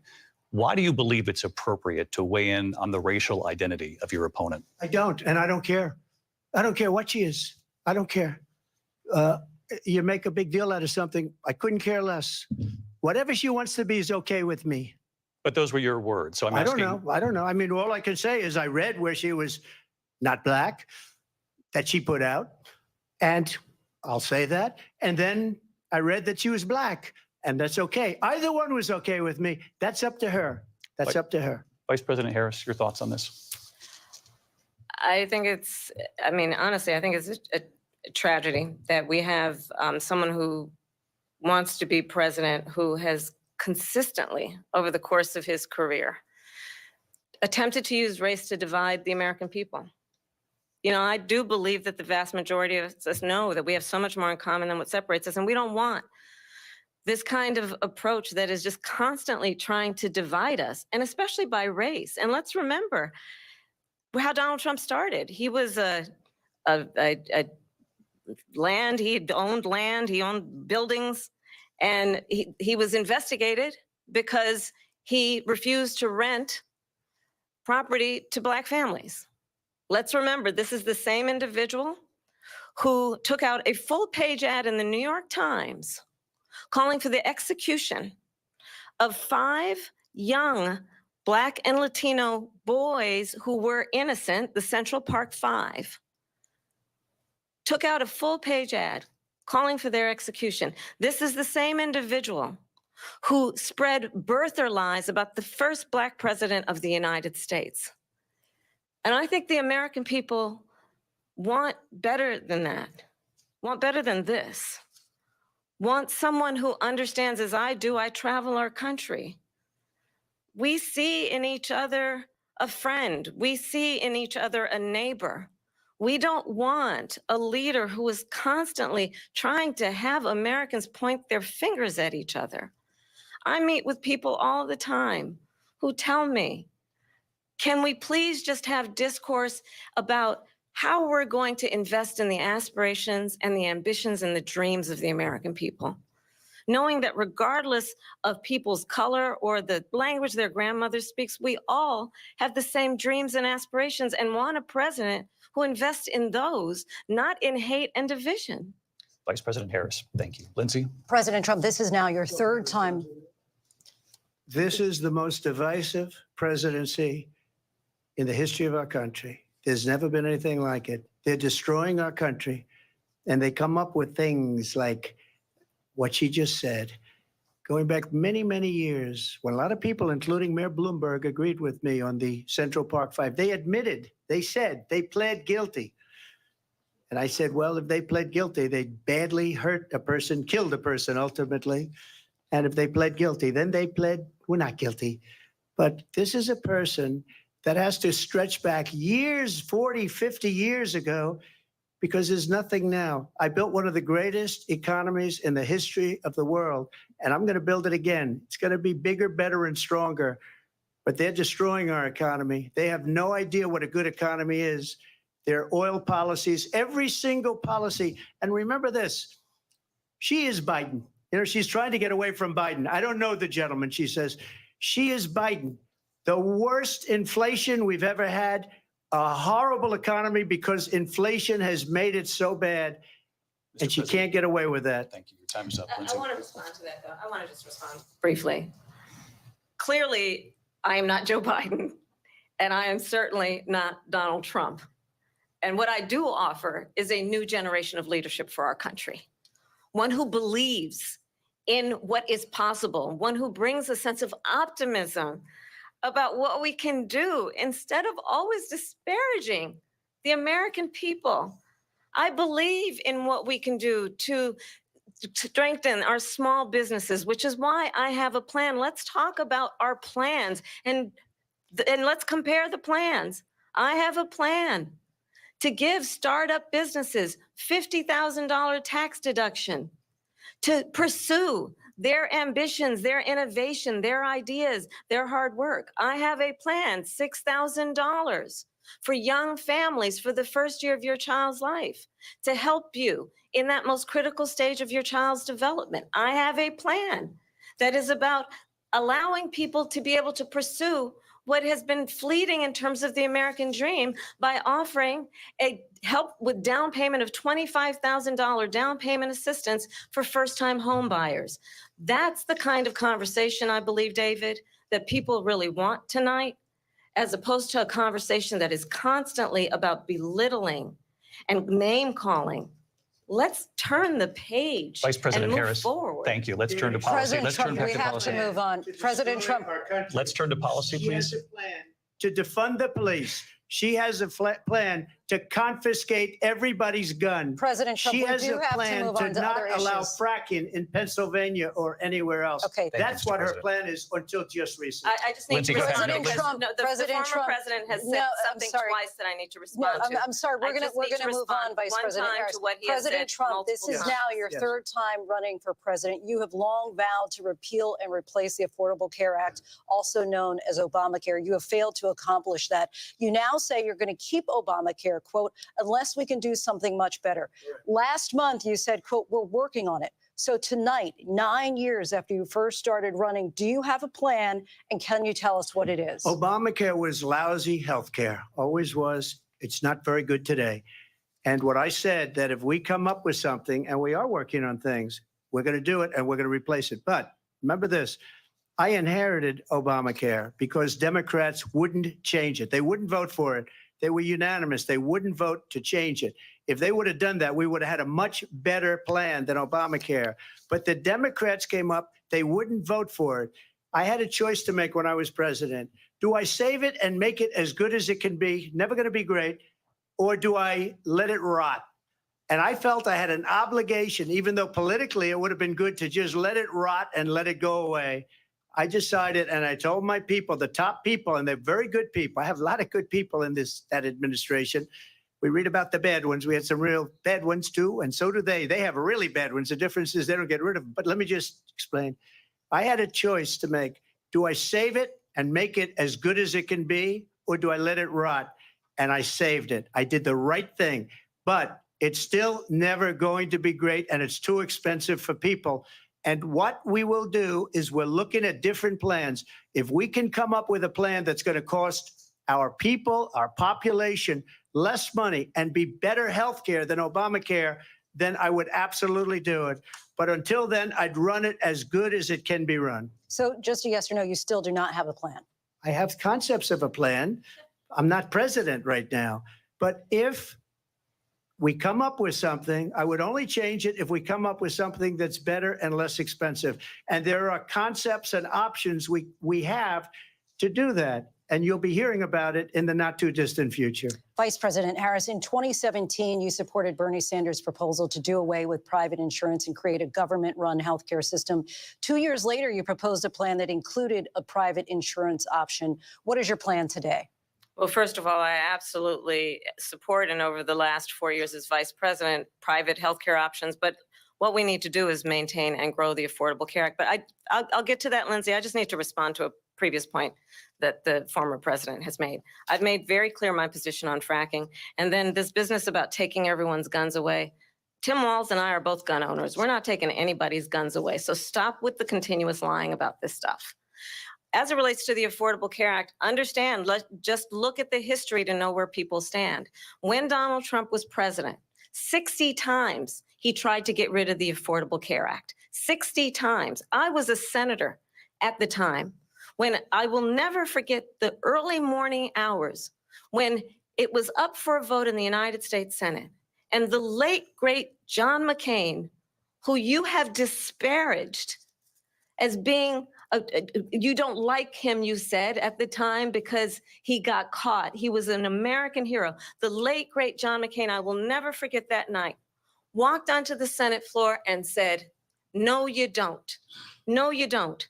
No, you don't get rid of the Affordable Care Act. You have no plan. And what the Affordable Care Act has done is eliminate the ability of insurance companies to deny people with pre-existing conditions. I don't have to tell the people watching tonight, you remember what that was like?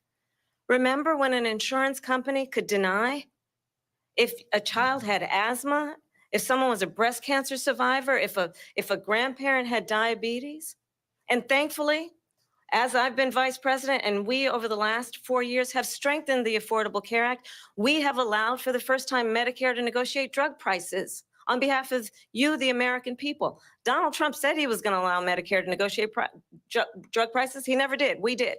And now we have capped the cost of insulin at $35 a month. Since I've been vice president, we have capped the cost of prescription medication for seniors at $2,000 a year. And when I am president, we will do that for all people, understanding that the value I bring to this is that access to health care should be a right and not just a privilege of those who can afford it. And the plan has to be to strengthen the Affordable Care Act, not get rid of it. Vice Fastest President prologue Harris, thank in terms you. of where Donald Trump stands on that. I want to move to an issue that's important for a She lot made of a mistake. Number one, John McCain fought Obamacare for 10 years. But it wasn't only him. It were all of the Democrats that kept it going. And you know what? We can do much better than Obamacare, much less money. But she won't improve private insurance for people, private medical insurance. That's another thing she doesn't want to give. President People Trump. are paying privately for insurance that have worked hard and made money, and they want to have private. She wants everybody to be on government insurance where you wait 6 months for an operation that you need immediately. President Trump, thank you. We have another issue that we'd like to get to that's important for a number of Americans, in particular younger voters, and that's climate change. President Trump, with regard to the environment, you say that we have to have clean air and clean water. Vice President Harris, you call climate change an existential threat. The question to you both tonight is, what would you do to fight climate change? And Vice President Harris, we'll start with you. 1 minute for you each. Well, the former president had said that climate change is a hoax. And what we know is that it is very real. You ask anyone who lives in a state who has experienced these extreme weather occurrences, who now is either being denied home insurance or it's being jacked up. You ask anybody who has been the victim of what that means in terms of losing their home, having nowhere to go. We know that we can actually deal with this issue. The young people of America care deeply about this issue. And I am proud that as vice president over the last 4 years, we have invested $1 trillion in a clean energy economy, while we have also increased domestic gas production to historic levels. We have created over 800,000 new manufacturing jobs while I have been vice president. We have invested in clean energy to the point that we are opening up factories around the world. Donald Trump said he was going to create manufacturing jobs. He lost manufacturing jobs. And I'm also proud to have the endorsement of the United Auto Workers and Sean Fain, who also know that part of building a clean energy economy includes investing in American-made products, American automobiles. It includes growing what we can do around American manufacturing and opening up auto plants, not closing them like happened under Donald Trump. Vice President Harris, thank you. That didn't happen under Donald Trump. Let me just tell you, they lost 10,000 manufacturing jobs this last month. It's going, they're all leaving. They're building big auto plants in Mexico, in many cases owned by China. They're building these massive plants, and they think they're going to sell their cars into the United States because of these people. What they have given to China is unbelievable, but we're not going to let that. We'll put tariffs on those cars so they can't come into our country, because they will kill the United Auto Workers and any auto worker, whether it's in Detroit or South Carolina or any other place. What they've done to business and manufacturing in this country is horrible. We have nothing because they refuse. You know, Biden doesn't go after people because supposedly China paid him millions of dollars. He's afraid to do it. Between him and his son, they get all this money from Ukraine. They get all this money from all of these different countries. And then you wonder, why is he so loyal to this one, that one, Ukraine, China? Why is he? Why did he get $3.5 million from the mayor of Moscow's wife? Why did she pay him $3.5 million? This is a crooked administration, and they're selling our country down the tubes. President Trump, thank you. Thank you. We'll be right back with closing statements from both of our candidates. An historic night, this ABC News presidential debate from Philadelphia. Back in a moment.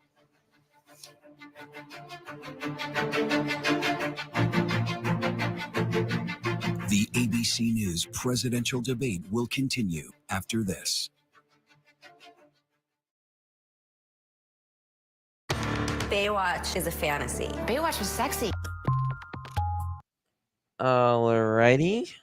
We are at 10:36 Eastern Time.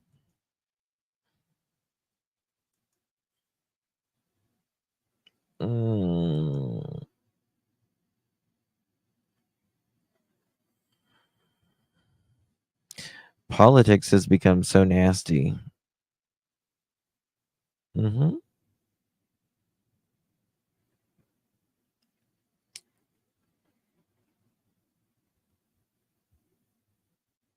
Kathy, that is untrue. That is untrue. Obama was not a crook. He did not leave a billionaire. However, you can look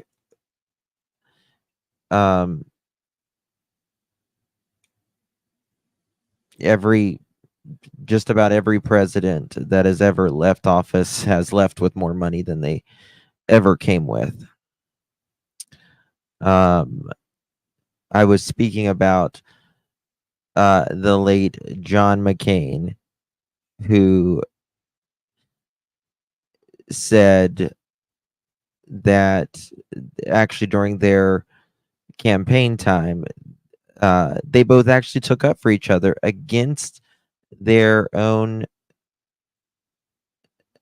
No, just because you call someone, that doesn't mean. Okay. All right.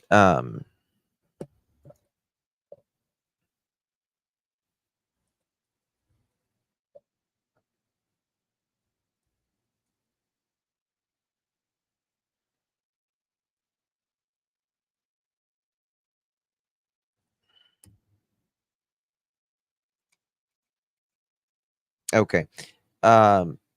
When he left office, he was worth $70 million. That is a far cry from a billionaire.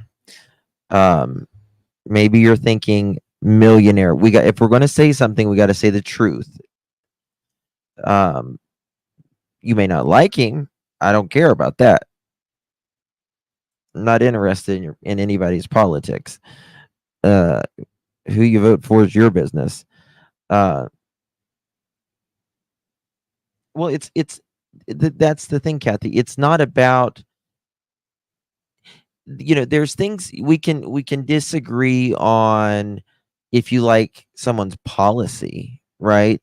But there are certain facts that we do have to. If there's no facts, then that means there's no truth, right? And I'm not trying to call you out or anything like that. But just about every president has left office. I mean, yeah,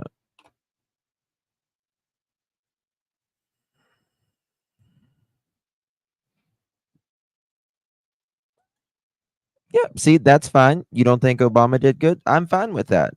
That's a fine statement. I got the volume down right now.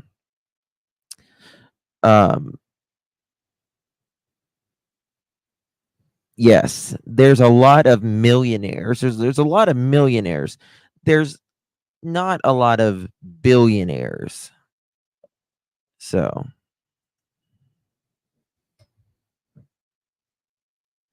right. So I don't know. Well, I mean, they're you can have so much. Yeah, I mean, I'm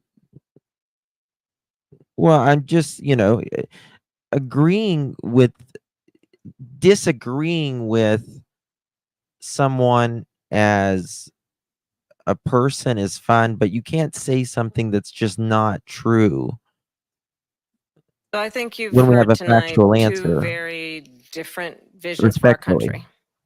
One that is focused on the future, and the other that is focused on the past, and an attempt to take us backward. But we're not going back.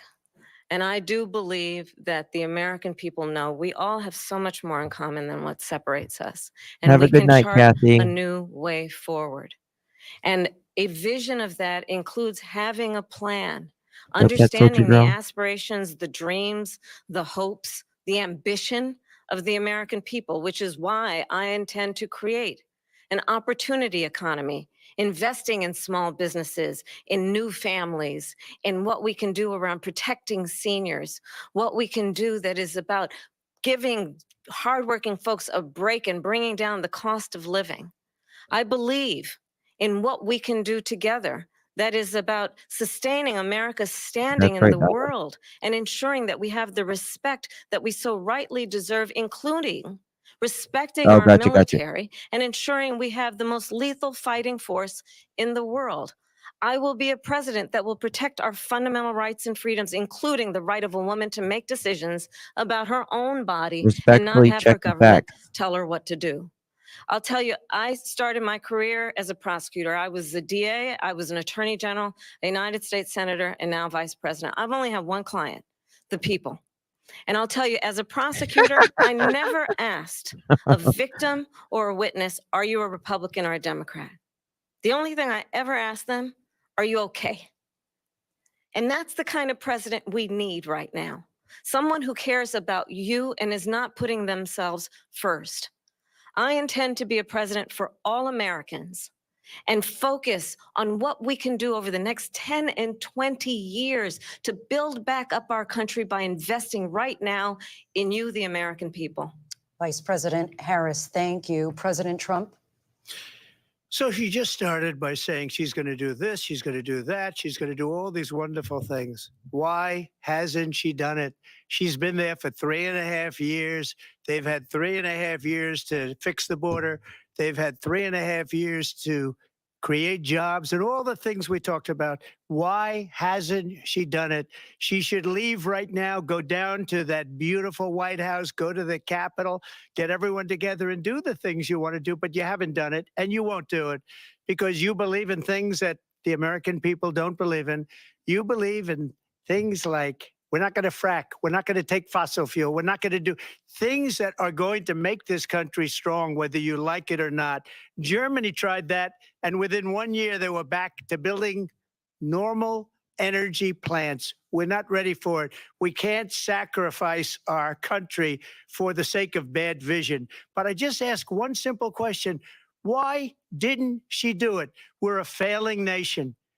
We're a nation that's in serious decline. We're being laughed at all over the world. All over the world, they're laughed. I know the leaders very well. They're coming to see me. They call me.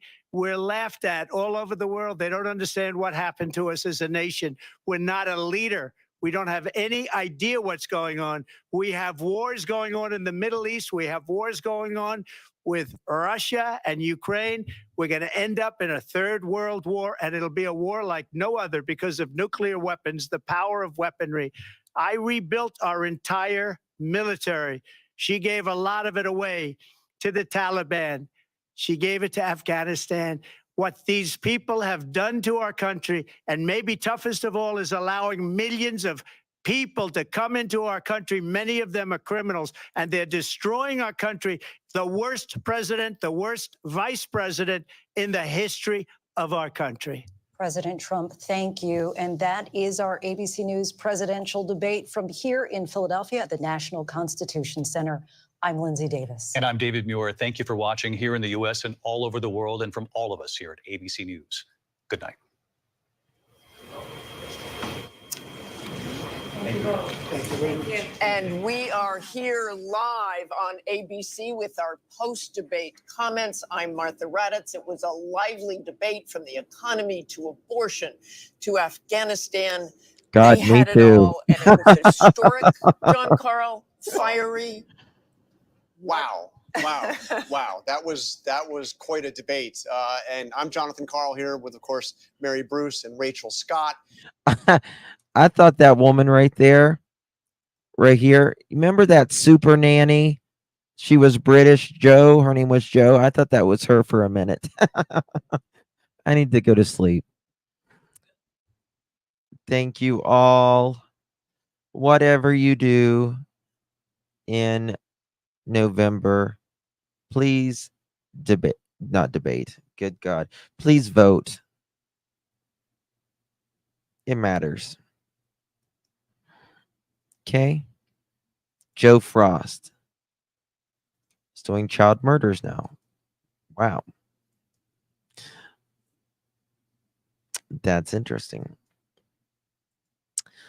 I don't know who won the debate. I don't know.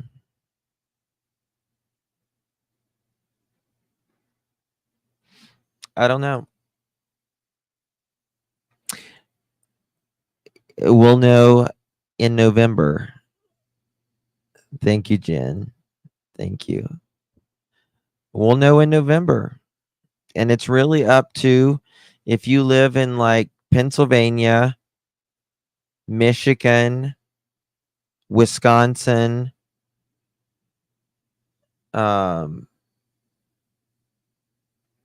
Minnesota. Is it Minnesota? I think it's Minnesota.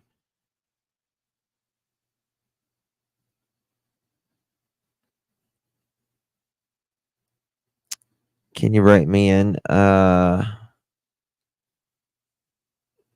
mean, if you don't live, no, Ohio's not a swing state anymore.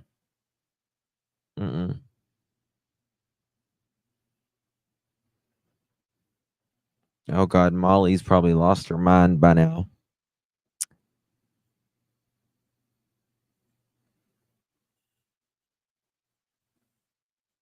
Where is who? I don't know what you mean. Yeah, the battleground states.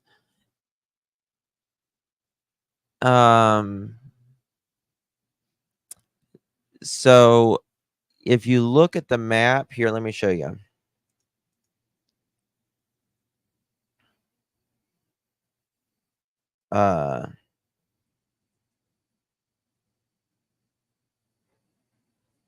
Look at this.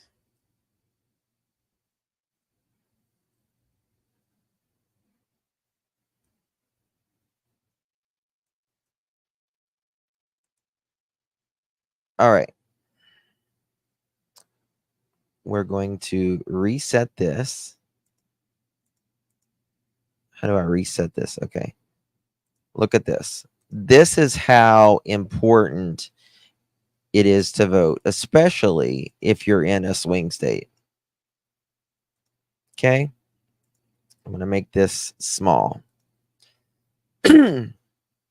So if you are, don't worry if they're light blue, that means they swing Democrat. If they're light red, it swings Republican. You don't really got to worry about those. What you need to worry about is the tan colors. All right. So Wisconsin, Michigan, and Pennsylvania have all voted the exact same since 2000. Since 2000. Okay. I know quite a bit about how people, like how they voted and stuff. They've all voted the same since 2000. In 2016, they all voted Wisconsin, Michigan, Pennsylvania all voted red. In 2020, they all voted blue. Now, if, for instance, Kamala Harris gets Wisconsin, Michigan, Pennsylvania, all three of those, she will be our next president. If, let me show you, you need 270 votes to win. Okay. Oh, crap. One second. Okay. That's exactly 270. Now, North Carolina, it is a swing state, but I'm just going to tell you right now, it's going to vote red. They're not there yet. They're probably going to be a Democratic or at least a purple state in the next 2 cycles. But as of now, it's going to be red. Georgia is reliably a red state, except the last election. It is in play right now. It is in play right now. However, if Donald gets North Carolina, if he gets Georgia, if he gets Arizona, and if he gets Nevada, that's still not enough. He would have to get Pennsylvania.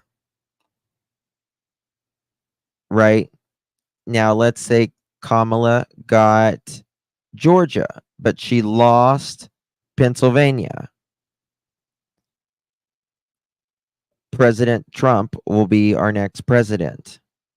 However, I'm not saying that it's going to happen, but I'm just saying that it's happened since 2000 that Wisconsin, Michigan, and Pennsylvania all seem to vote the same way.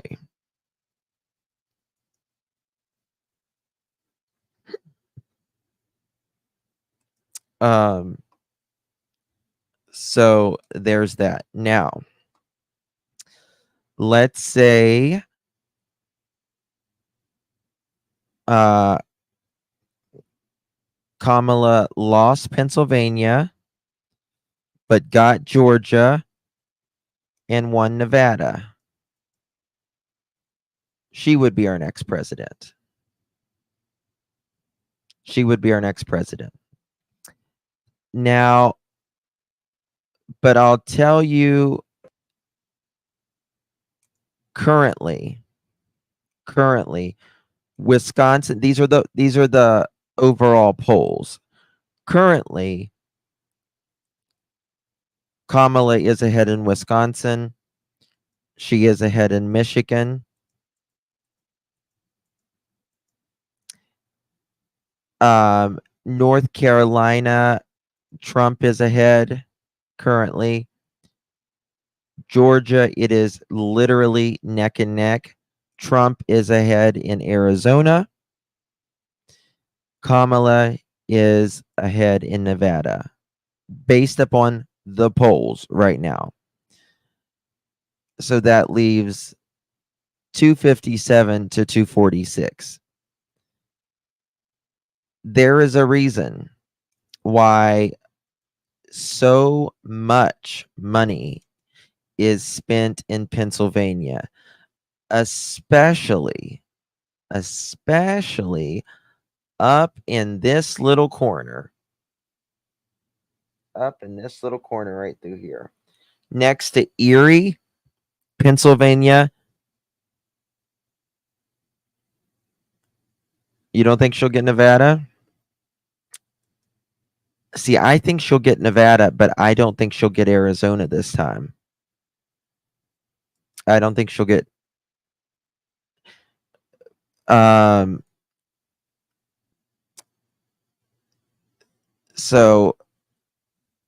most people throughout the world, not just the United States, live in the coastlines, right? We have more people in our coastlines than all throughout the middle parts of the United States. And where there's more population, they tend to vote more liberal, and the interstates generally are more conservative. What's that, Ginger Snaps?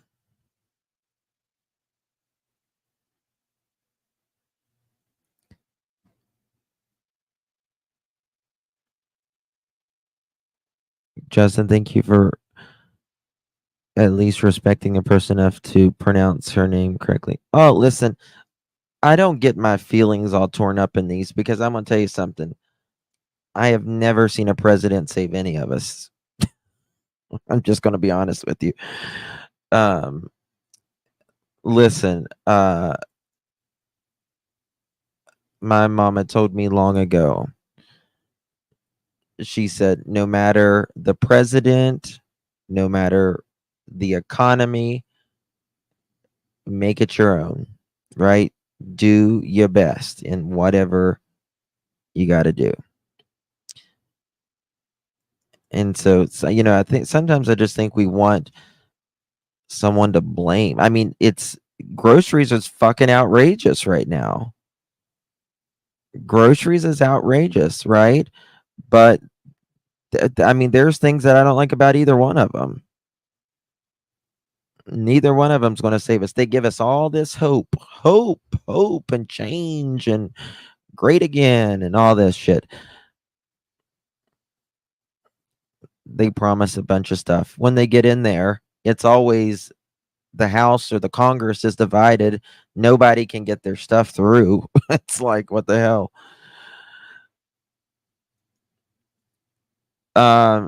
She is slightly winning in Pennsylvania right now. That is true. But, there's, I don't remember how many days left.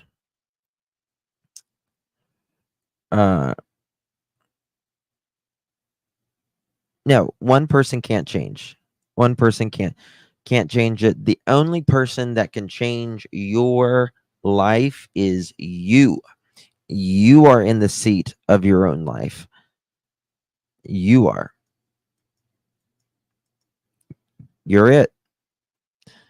You are all your family's got, right? And you do whatever it is necessary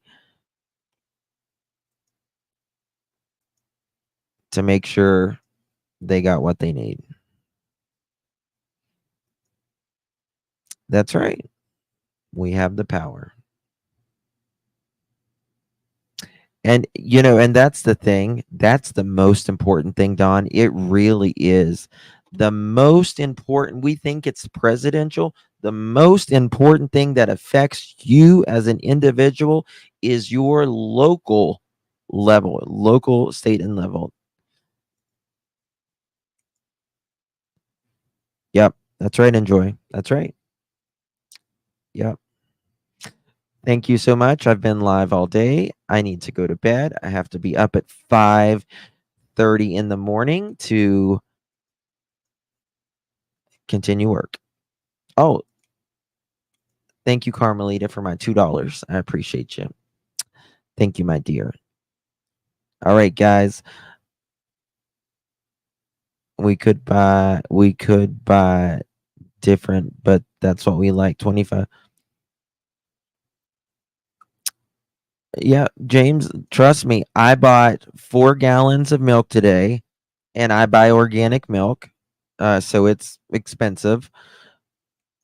I bought 4 gallons of milk, and I got 4 bags of groceries, and it was $198. Why would I be mad at you? No, $198. And I'm cussing Kroger the entire time. And I'm not just cussing inflation or anything like that, because the CEO, I forget his name, of Kroger, he just admitted that they were price gouging. He admitted it because their biggest competition is Albertsons, I think it is.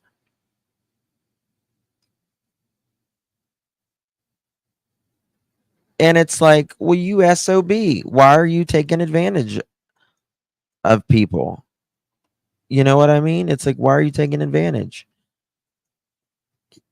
He just did a thing in front of Congress because they're getting their asses sued right now. A lot of these grocery stores, because they're saying that they haven't changed the price to the inflation, right? They haven't adjusted it, and they're still charging like COVID prices. And they're also getting sued for, you know, how you have to buy like 5 or 10 things to get $1 off. They're getting their butts sued for that as well. Listen, none of these CEOs give a wooden nickel about you or me. They don't give a wooden nickel as long as we're spending money for their profit. That's all. All right, guys. Oh, wow. Yeah.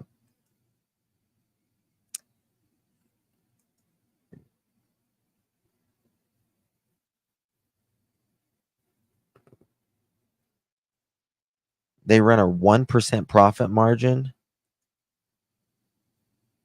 Could you work on? I don't think you could work on 1%. All right, guys. Nighty night. God bless each and every one of you. Get some rest. Good night, guys. Bye bye.